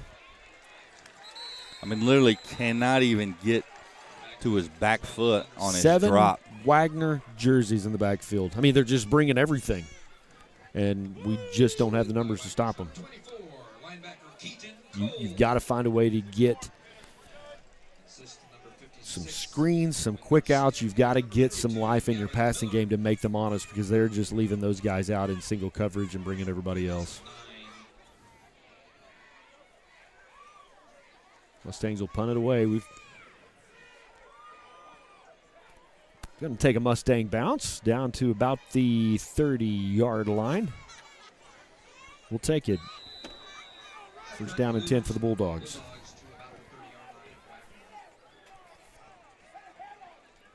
Blake, you started that possession with forward momentum. You picked up 3 on the first down and then just kind of went backwards from there. You got to find a way to move those chains. Yeah, you've got to string. We've really you see a couple good plays, 2, 3, 4 yard runs on first down, but then we don't have anything to follow it up on second and third down, and that really hurts us. You've got to string together a series of plays, 10 to 14 plays put together to really make a drive. Sometimes we've talked about it too, just getting that first down. Like it's get that first down and put the pedal to the metal. Yeah, they're going to get a hold. And go. That was bad. Salt fighting off all he can, and just handfuls of jersey. That's going to come back. Flag down on the far side. Good job by him of twisting and turning and making it almost impossible not to call that one. There's a spot foul. Typically, they try to throw the flag to the spot, and so that's what they're talking about, that it occurred right there about the 33-yard line, 32-yard line, so they'll mark off 10 from there. It's still first down. They get the down again, but they tack on 20 yards from the infraction. Here it would be about an 8-yard from the original line of scrimmage, so it should be second down 18. First down at 18. Important here to get off the field. Maybe even they're going to throw it. They're going to give us a chance. Remember, I said there's 3 things that can happen when you throw it, and 2 of them are bad. We need a pick. We need a turnover. Good job. Good coverage by there. Good job by Nate Morrow. That was just good coverage. There was nowhere for him to go. And this is going to seem blasphemous, gentlemen, but the defense has not been the problem. Right. Like you mentioned, they scored 30 points on 140 yards of offense. Yeah. Yeah, they've got the ball in fantastic position. I mean, that's 4 points, or a point for every 4 yards of offense. Yeah. I don't know that I've ever heard that. No gain on the play, second down, 18 for the Bulldogs. And Wagoner has got their yardage on the ground. I mean, they've had 2 big chunk plays. Receivers are wide open, but for the most part, they've done what they've done rushing the ball. Up, play clock expired, so they're going to call timeout before it did. Hey, I'm going to do another positive shout-out if I can. Yeah. Obviously, they're supporters of the stream every year. Advanced Homes, the Vances, they are all in, not only for school events, community events, parades.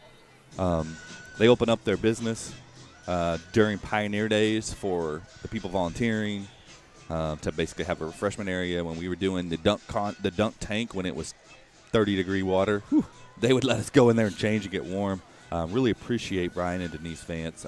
Fortunate enough, I came here when their oldest son was a senior and their daughter was in school, but both have graduated with me, and just great people. And if you're listening, appreciate you. And they have got a new subdivision going out on the lake with incredible views. I know the ad we've produced for them this year talks a lot about that. And, man, if you've thought about that dream home out on the lake, man, they build a home to make your dreams come true. Again, we appreciate Advanced Homes, sponsor of our tailgate show for several years. AdvancedHBI.com.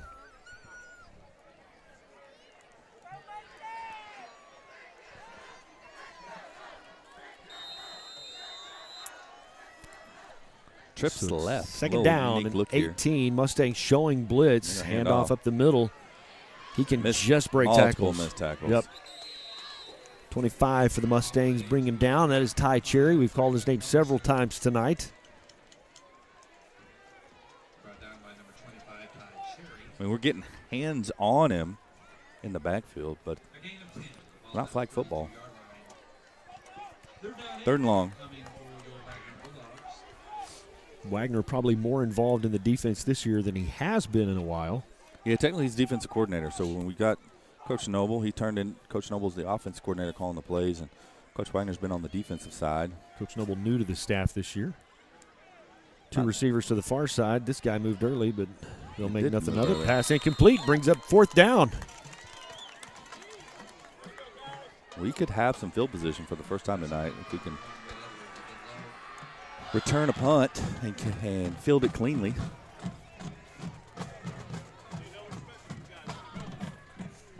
So it's 4th down and 8, 4:17 left to play the third quarter. Oologah wants to take a timeout. We'll take one as well. Be back with more on the Mustang Network right after this.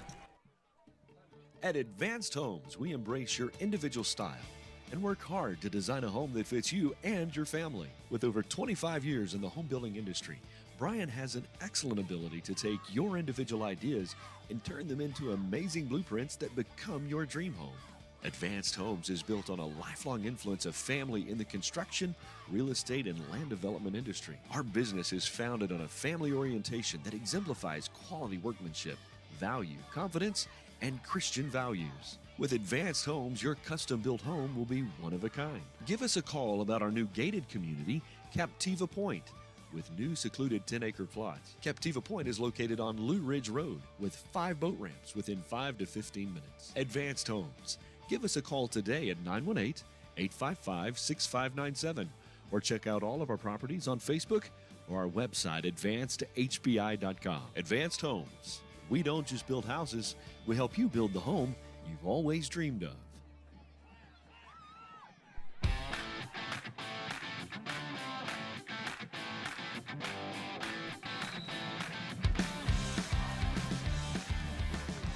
Welcome back. 4:06 left to play in the third quarter.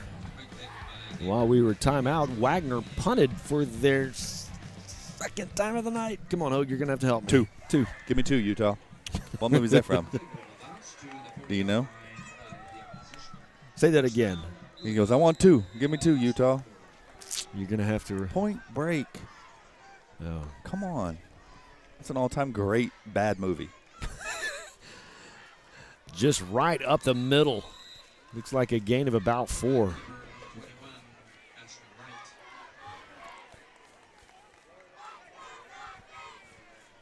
Feels like a drive we could get something going. By far our best field position of the night. Defense did their job. I would suspect you're going to start to see some of their 2s. We're going Wildcat here. They've got a full schedule to play as well.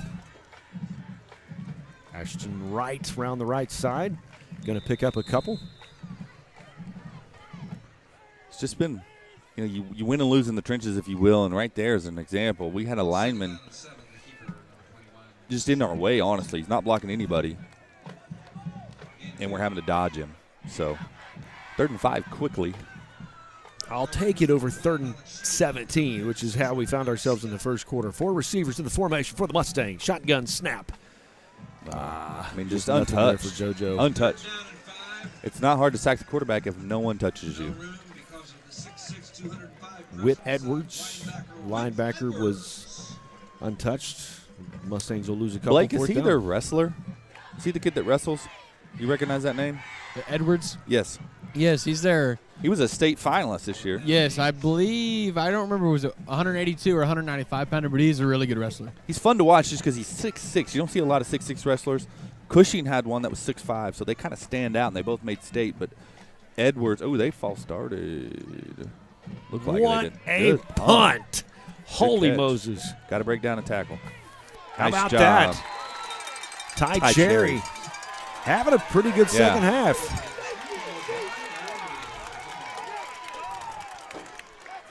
Laundry down on the field. Look like a punch thrown, perhaps, or a minimum a push. That's what they're going to huddle up and decide.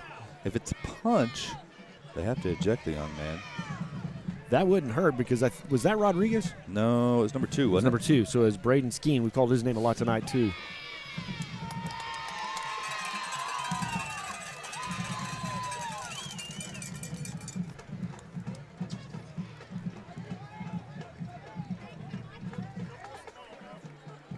I don't know if they've made the call. Here we go. All right. Personal foul. But that's it. Yeah, they didn't point for an ejection. Yep. So. Coach Wagner's wanting an explanation.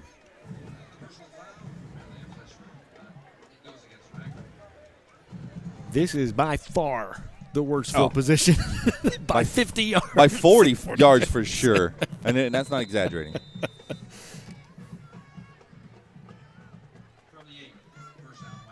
Number 5, he's a big back. He can move the pile, as you can see. And he moved the pile for about 7 yards after that first contact, so it'll bring up second down and maybe 2. No, they're going to say first down. Oh, already. Okay. I think. Or they're going to measure, maybe. Oh, we got a player down. So a little trick of the trade. I watch the official on our sideline. Mm-hmm. And wherever he stops, he's supposed to stomp on the new line of scrimmage. And he is short. He's short, and he's not matched up a lot tonight. I mean, there's been a couple of times where he was 2 yards from, and then they would say first down. And so listen, I'm not saying I'm the best in the business. I'm just telling you what I do. That's an inexact science. Anybody that follows football, you know that one of the new leagues, they're testing the football with chips and the points of it because it's just an inexact science. A lot of subjectivity in there, and wherever somebody's knee goes down or where the ball was, and it's kind of like the strike zone that's potentially robotic that's coming in some of the minor leagues and major leagues. Warren Pierce slow to get up but jogging off. We called Whit Edwards number 1 name a lot. Little fun fact. His dad was a great, all-time great wrestler at Quita, Brian Edwards, back in the day when we were churning out state champs. And you see that. You saw the kid a couple years ago that signed at Texas Tech was a Quita kid. You see that when you have a program like they do. Kids from surrounding communities, Muskogee, Hulbert, Quita, move to the area. And that's how you keep kind of reloading, if you will. Hand off up the middle again. Good tackle there. Who was that? Max Becker. That was Max Becker. Good job, Max Becker. He has no fear. He plays hard. Braylon Robertson again on the carry. They go to him a lot. Big running back. Beautiful night.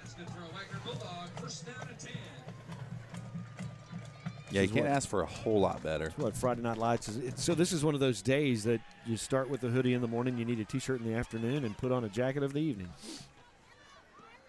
Going to go deep. I think he's going to way overthrow him. Oh, come on, Brad. Oh, boy. Hoisington, for the second chance tonight, had an opportunity to intercept the ball. Big, tall receiver for Wagoner. That's Whit Edwards. Yeah, we're just talking about him. Yeah. Bunch of Edwards. He's a good 3 or 4 inches taller than our guys that are having to cover him. Yeah, he's 6'6". You know, a lot of times you add an inch or two. He is every bit of 6'6". I've talked to the young man. He's a pleasant young man. I've talked to him at wrestling a few times and just enjoy him.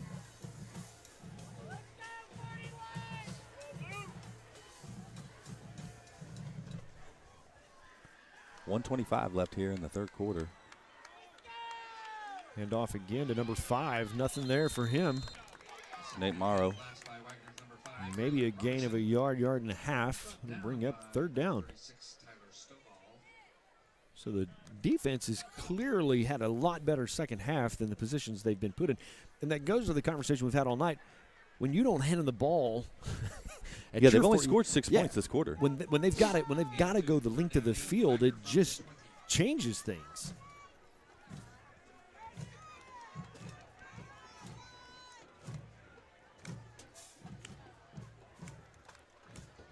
Kind of an end around here. Rodriguez around the left side. He's going to get the first down, probably break free. Knocked out of bounds about the 39-yard lines. First down and 10. Boy, you had him there. You had him. And second and long, third and long, and gain of 19 yards will move the chains. First down and 10 for the Bulldogs, 33 seconds. I don't know why the clock's ticking because he ran out of bounds. I think at some point they just run There's a mercy rule. Yeah. And I don't know the number yep. In football, but I think at some point they just run it.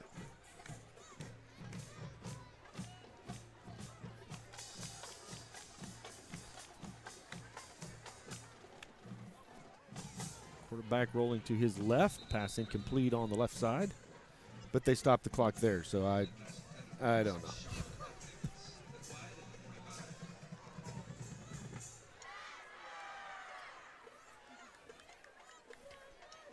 Homecoming next Friday night. Love to see you there. Homecoming festivities are pregame, or we will crown a king and a queen.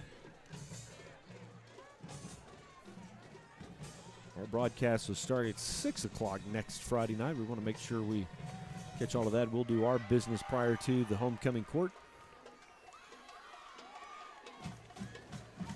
Handoff up the middle, number 5 again. Good job there. Schrader getting off the block. Morrow, Tackett. That's going to end the half, or the quarter, guys. Ryland Robertson, the ball carrier. So it's 3rd down and 5 when we come back. Going to take a very quick timeout. We'll be back with more right after this on the Mustang Network. Family, it's bigger than bloodlines. Stronger than DNA. It's the circle we draw around the people that matter.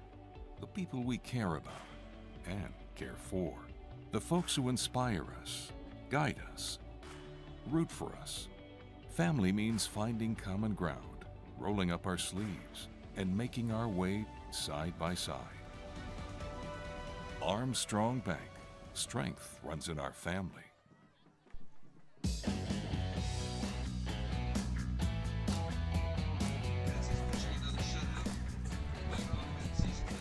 12 minutes left to go in the ball game. Their PA announcers talking about their defense and a shutout. And guys, I'd like to end that. I would like to get a stop here and your Mustang offense be able to put together a drive, and let's get something on the board. Looking at some scores again. Broken Bow 12, Fort Gibson 24. That's a shocker. Broken Bow comes in 8th ranked team in the state. Fort Gibson 0-4. I mentioned the second game of their season. They lost their 2 of their 3 best players for the season. So kudos to the Fort Gibson Tigers. This is your world. Yeah. At some point, obviously injuries become a thing, but so does an eligibility. Yeah. A team can start the season gangbusters, but sometimes biology becomes a thing. Eligibility's been rolling for a couple of weeks now around our place. We have the smallest list we've had in a while. Proud of that. And that factors in concurrent grades. It factors in career tech. So. Oh, my Lord. That is a good pass there because Colin Schrader leveled their quarterback, Cale Charbonneau. Good job, Cale. Incredible catch by that receiver. That'll move the chains 1st and 10. And this is a busy time for kids. My daughter next week has a band competition on Tuesday. She's got a band competition on Thursday. Yep. She's got Friday night football. Homecoming. A band Homecoming competition. dance. And the week starts with her being at a band competition tomorrow and then next Saturday. Yeah. This is a really, really busy couple of weeks. We got one-act play regionals at Oologah. We host, right. At Oologah next week. Probably the busiest couple of weeks we have with playoffs kicking off and softball and volleyball. Ag is at their state, if you will, in the state fair. One-act play. I saw them pull out the other day. It was like they were moving. They had, I think, 4 pickups full of just We take a lot stuff. of, and they posted today, they take a lot of agri-science projects and a lot of, pumpkins and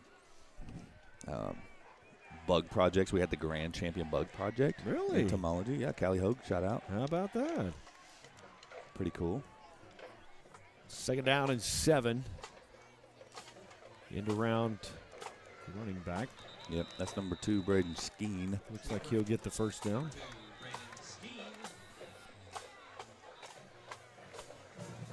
A little dust up on the sidelines, some extracurricular.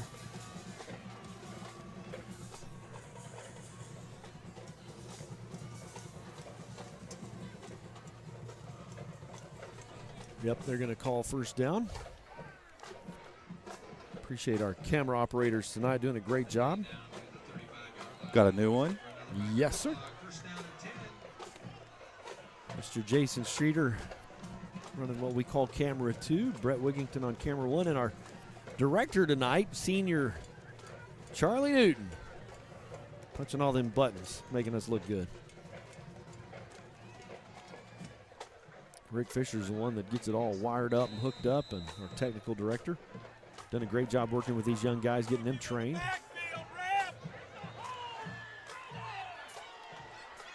We're hollering at a hold, and there is a hold. Yeah, they're there's get laundry called down back. Yep. And it's considerably behind the line of scrimmage. Yeah, when you run that deep reverse, you're going to get 10 yards from the spot here. Mustangs have a player coming off injured. That is Warren Pierce, and that's not good. No, Warren's a sophomore, but playing both ways and stepping up and doing a good job this year. On that line. He's been playing for Langdon. So it's a spot foul. So foul occurred behind the line of scrimmage. It was 4 yards behind the line of scrimmage, so you go 10 yards after that. So really, that's basically like a 14-yard penalty. So it'll bring up like second down, or first down and 20, 24, 25. 10-10 left to play in the third quarter. First down and 24 for the Bulldogs. You got a chance here, Mustangs. You got a chance. Ooh, that'll add 5 more, and he knows it too. Lane Kester will jump off sides. He's a senior. We've called his name for several years.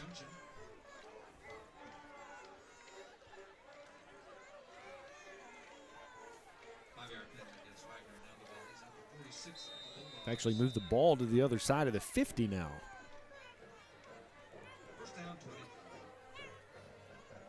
It should be first down and 29, I believe. Yeah, that's a lot. First down. It is 29. They're 5 yards off on the scoreboard. Go ahead and punt. You got a chance here. Just play smart defense, tackle when you. Nice job there. Got some pressure. How about that? You see that? Number 24, Nate Morrow got in there, blew up. I mean, it was kind of an RPO. Like the quarterback had some options there. Nate blew up the exchange, so he passed incomplete. Second down, 29. Yeah, they keep saying 24. That's not accurate. Yeah, you can hear on the field, Mike. You can hear. The now scoreboard they've changed is correct. So. You got a math equation. Hoag's your guy. I'm your Huckleberry. What'd you teach? I did a little bit of Algebra 1 teaching back in the day in Iowa. But I'm a history guy by trade. Trips this way. Okay, we shift over. How about that? Oh, no. Oh, man. Just bring him down, guys. Just bring him down. Max Becker. We had a dust-up in it. I know it was number 56 again from Wagner. Nate getting into it. And that's one of those deals like you see it coming, and you wish they would maybe take a little more of a hold over it and talk. But I think too often they would rely on the coaches to calm it down. White cap guys, and we'll be able to see.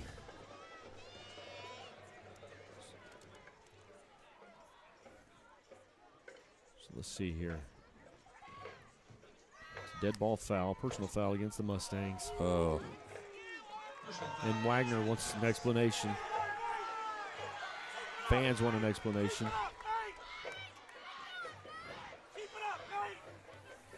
Not sure there. Someone will have to text me and tell me what happened. I was away from the ball. You know, Nate stood up and kind of picked 56 up in the air and dumped him on his head. Okay. Well, it was warranted. They frown on that. It was. That's what you're on the sideline for, Blake. Flag. Yeah, it was a legitimate flag. I'll say that. Well, you didn't see Coach Wagner, going crazy. Yeah, and that's what. He saw it. Guys, keep your cool. You know you had him at third down and whatever. forever. I mean, third and 19, you had him third and 19. Yeah, a 15-yard penalty didn't even come close to getting him a first down. Now it's 3rd and 5. Mustangs showing blitz. How about that? In the backfield. That was Nate Morrow, just blew that up. Lost a couple of yards on the play. Fourth Colin down. Schrader also.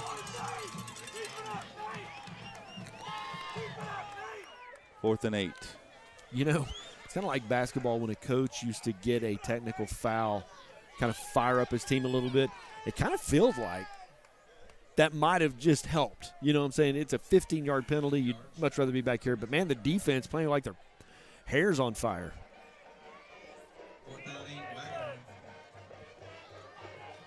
Certainly fired up the Mustang faithful. 4th down. Bulldogs going to go for it. 4th and 8. He's under pressure, going to throw throw it deep. up. Incomplete. Mustangs will take over 1st and 10 from the 33-yard line. Blake, you got to be proud of your defense. Yeah, that's great to see. I wish we could have seen it a little earlier, but it's really good to see that they're coming out and they're starting to respond a little bit.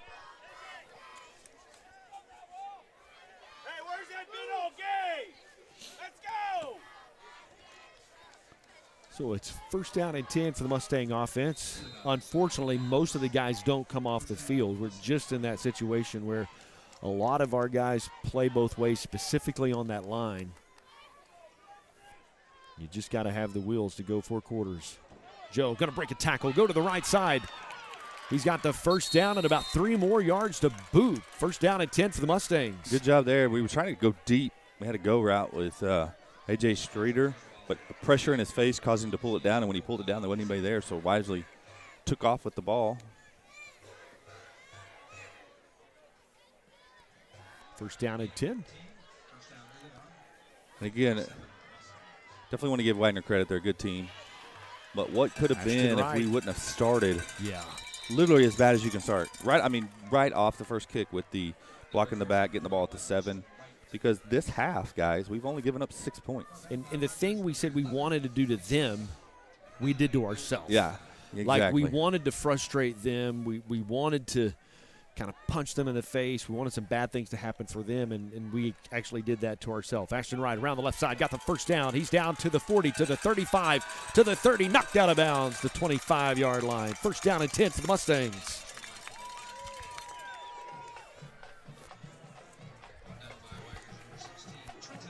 Definitely the deepest penetration of the night for the Mustang offense. 7:25 and counting in the 4th quarter. Mustangs trail 36-0. You would like to get that goose egg off the board. Hoisington, intended receiver. Nope, sorry, Braxton Moore, the intended receiver. Nothing there. Pass will be knocked incomplete. 2nd down and 10 for the Mustangs. Abram Jackson going to give Ashton a much-needed break. Abram, new player to our roster, moved in from Texas, I believe. Up the middle. Going to fall forward. Looks like gain of a couple. Brings up 3rd and long.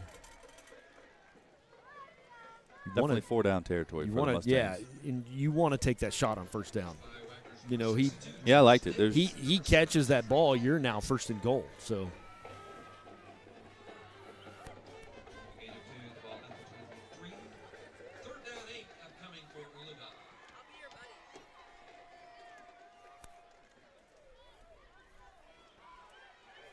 just going to be caught from behind.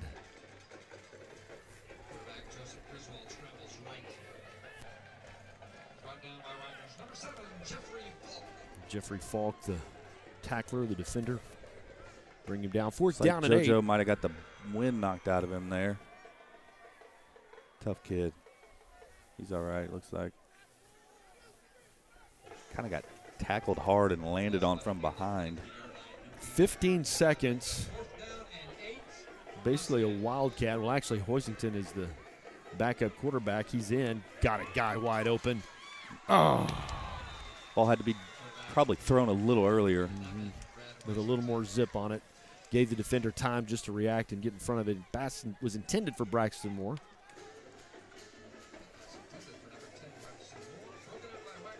So 1st and 10 for the Bulldogs.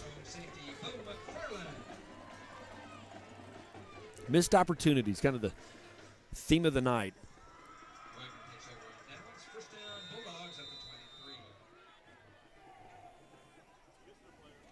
You get back to work tomorrow morning, you've got a homecoming game. Catoosa comes to town. It's Friday night. Anything can happen. You feel good about going against Catoosa, but got their backup quarterback in. Number 11, Tress Thornton.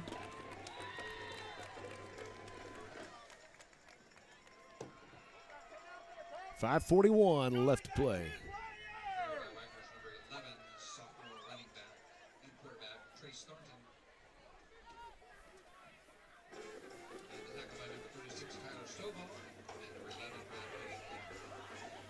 Mustangs were a man short on that last play, so Wagner's trying to figure out who's missing. Nate Morrow was over on the training table, and I think Coach was unaware. They'll bring A.J. Jackson in, playing that linebacker spot. Quick out. Oof. Oh, ball mark. Okay. Looked like that could have been a lateral of sorts, but apparently not. Intended for Sean Atkins. Pass incomplete. Brings up 3rd down and 8. I know you're playing against some of their twos, and that's okay. You still would like the opportunity to get the ball in the end zone and get the goose egg off the. You don't want to give them the pride of we shut you out.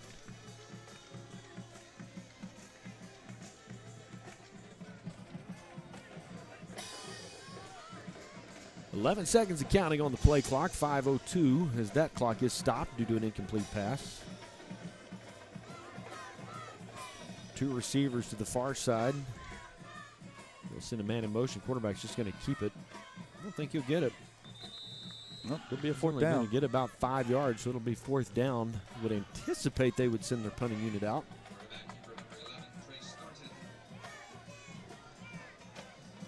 Let's get Mr. Streeter somewhat of a return. It'd be nice for his special teams to have something to build on. If he could break loose and put one in the end zone.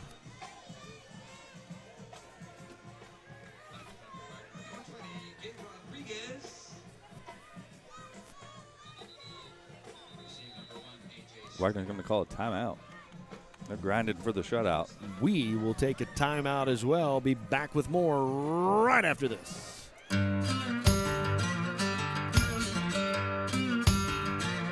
Hello, Mustang family. Like most schools across the state, we are in need of more bus drivers, whether you're a full-time bus driver or just a part-time bus driver. If you're interested, you can contact Jeff Cluck at the number below, and he will give you the details on how to get certified to drive a bus. Also, bus drivers, their starting rate of pay is $19.20.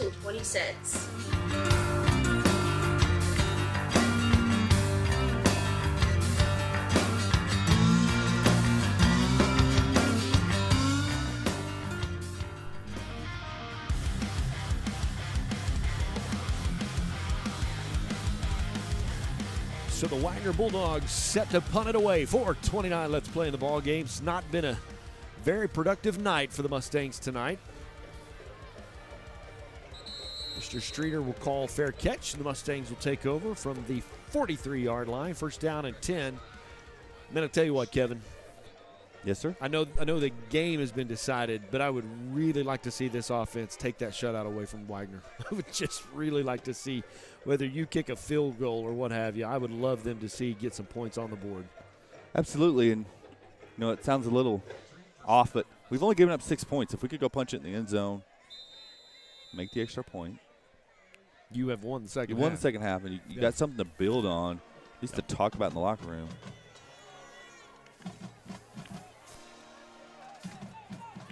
Got to get rid of it. Yep. Had opportunities. You got to throw open. it up Yep. and let him make a play. He had Ashton open. Loss about 3 yards. 2nd down. Now you're behind the chains. Scoreboard says loss of 4. 2nd down at 14. And some new personnel on the field. Braxton Moore to the far side. Brad Hoisington to the near side. You got A.J. Streeter lined up as basically a tight end. Handoff up the middle. He's out to the 45, brought down about the 46-yard line, so he'll get some of that lost yardage back. He'll bring up about 3rd down and 7. He's run hard tonight, especially in the second half. He's had some flashes where when he can kind of just get, he goes. Nate Morrow in the running back.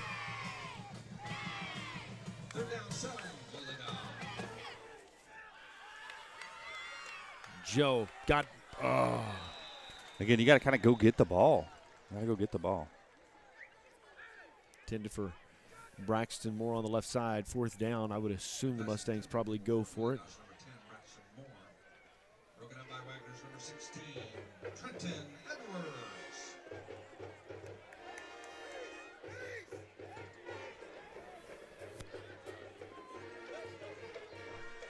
Got a timeout to burn, too, if you need it, Coach. You got 13 seconds on the play clock, still trying to get some personnel on and off.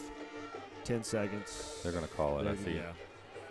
Coach Wagner. Probably a good call. We'll take a quick timeout as well. Be back with more right after this.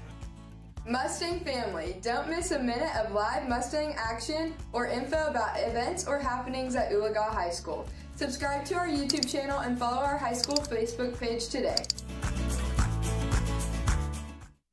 RCB Bank is community.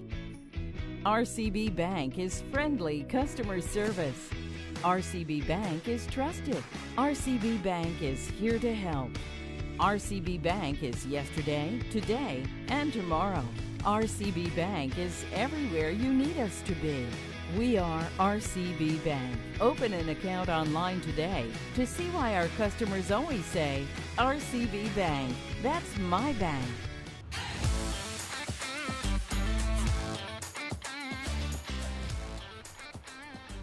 Three minutes and 10 ticks left on the clock. Mustangs decide they're going to punt it away. After some talking it over on the sidelines, it's 4th down and 7. Good punt again by Nate. Yep. Wagner will call fair catch. So they'll take over 1st down and 10, roughly about the 22, 23-yard line. Well, join us next Friday night, our own home stands. As it's homecoming, as Catoosa will come to town. Looking forward to that ball game.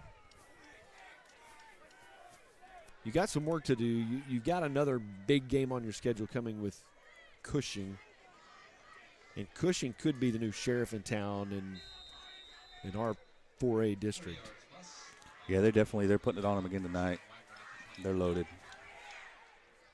Skytook's definitely a winnable game for you. You're going to have to beat Miami.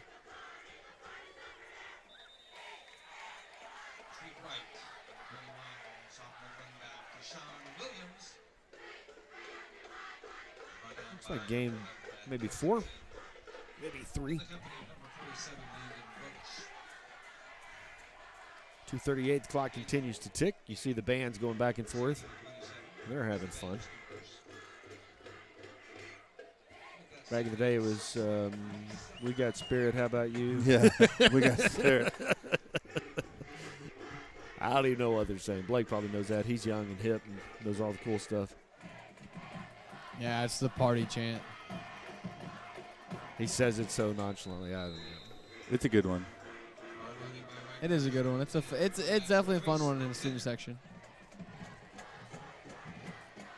Mustang Drumline actually was at volleyball last night to cheer on the it was so great. Mustangs.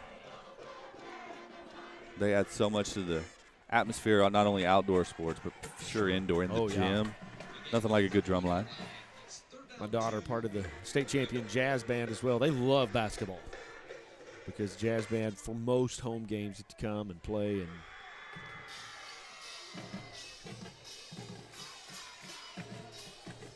third down and 2, handoff around the right side. Just a couple of guys have a chance to bring him down. They do, but they'll get the 1st down and 10. Garrett Salt on the tackle for the Mustangs.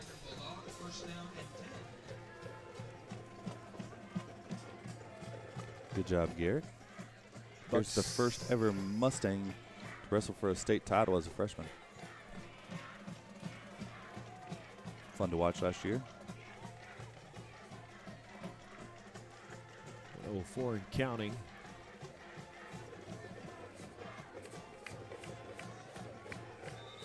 Wagner definitely has some of their younger guys in. They could take knees, but yeah, they're gonna run a play.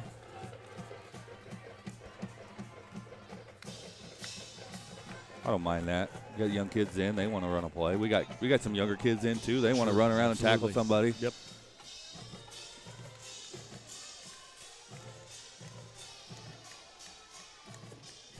"31 seconds. Play clock says 15. Homecoming parade next Thursday night at 6:30. Hall of Fame banquet 7:30. Contact Brady Despain if you'd like to quarter tickets to be a part of that. Still have some tickets available. It is limited seating. That'll do it. That'll click off. So the Mustangs could not get the goose egg on the board. Gentlemen, let's take one more time out. We'll come back with some final thoughts and final reminders. We'll wrap this one up in just a little bit. We'll be back with more right after this. A water faucet with clean water, a reliable car on a busy day, a faithful dog, and reliable insurance. They're there when you need them. Coach Jason Brown and Chalkline Insurance is your local insurance agent. After 20 years in coaching, Jason is using that work ethic to take care of you and your family. Chalkline Insurance is locally owned by a name you know and backed by an agency with more than 30 years of experience. If you own it, we can insure it. For all your commercial, home, rental, auto, and recreational insurance needs, give Coach Brown a call at 918-789-3848. Chalkline Insurance, your local insurance agent in Oologah, where character creates connection.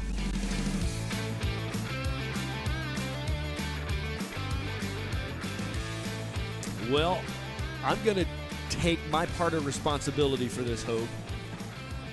When we got in the Suburban, I said, you know what? I feel pretty good about tonight. Yeah.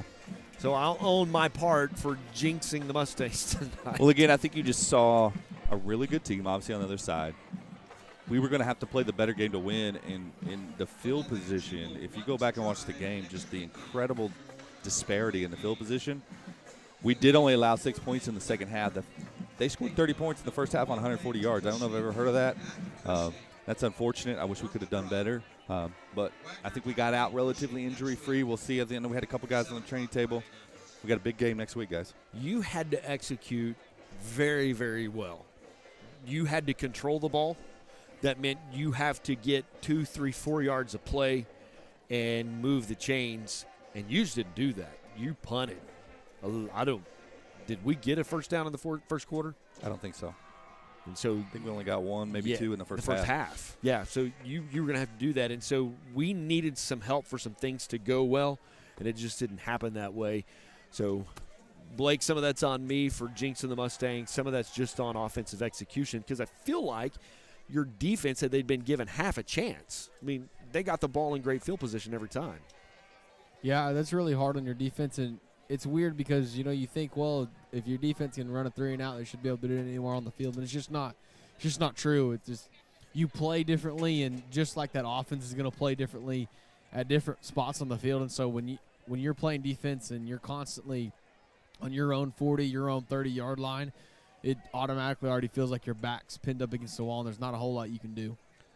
Yeah, absolutely. I'm anxious to see the end of the night stats, but I'm going to guess they had less than 250 yards of offense and put up 36 points. So yeah, if there's a bright spot, I think that's the bright spot. Yep. It's a holistic game. All three parts have to work well together from your offense and your defense. So for Kevin Hogue, Blake Salt down on the sideline, Rick Fisher, our engineer, and camera operator Jason Streeter, and Brett Wigington, and button puncher Charlie Newton, we invite you to join us next Friday night. That broadcast will start at 6 o'clock because we're going to catch all of the homecoming festivities. The homecoming parade is Thursday night, 6:30, then the Hall of Fame banquet at 7:30. We hope you can see at both of those events. The Mustangs go down tonight 36-0. Have yourself a wonderful week, and we will see you next Friday night. Rod Henry Construction has been in the business of installing and manufacturing septic tanks and aerobic systems for over 10 years. At Rod Henry Construction, we take pride in providing quality service and products at a reasonable rate. We're proud members of the Home Builders Association and the Better Business Bureau. You can visit our website at rhcinc.net. The customer is always our top priority. Rod Henry Construction is a family-owned and operated business with strong Christian values that will ensure our work. For manufacturing and installation of aerobic and septic systems, service and repair, give Rod Henry Construction a call, 918-371-1207. And go Mustangs!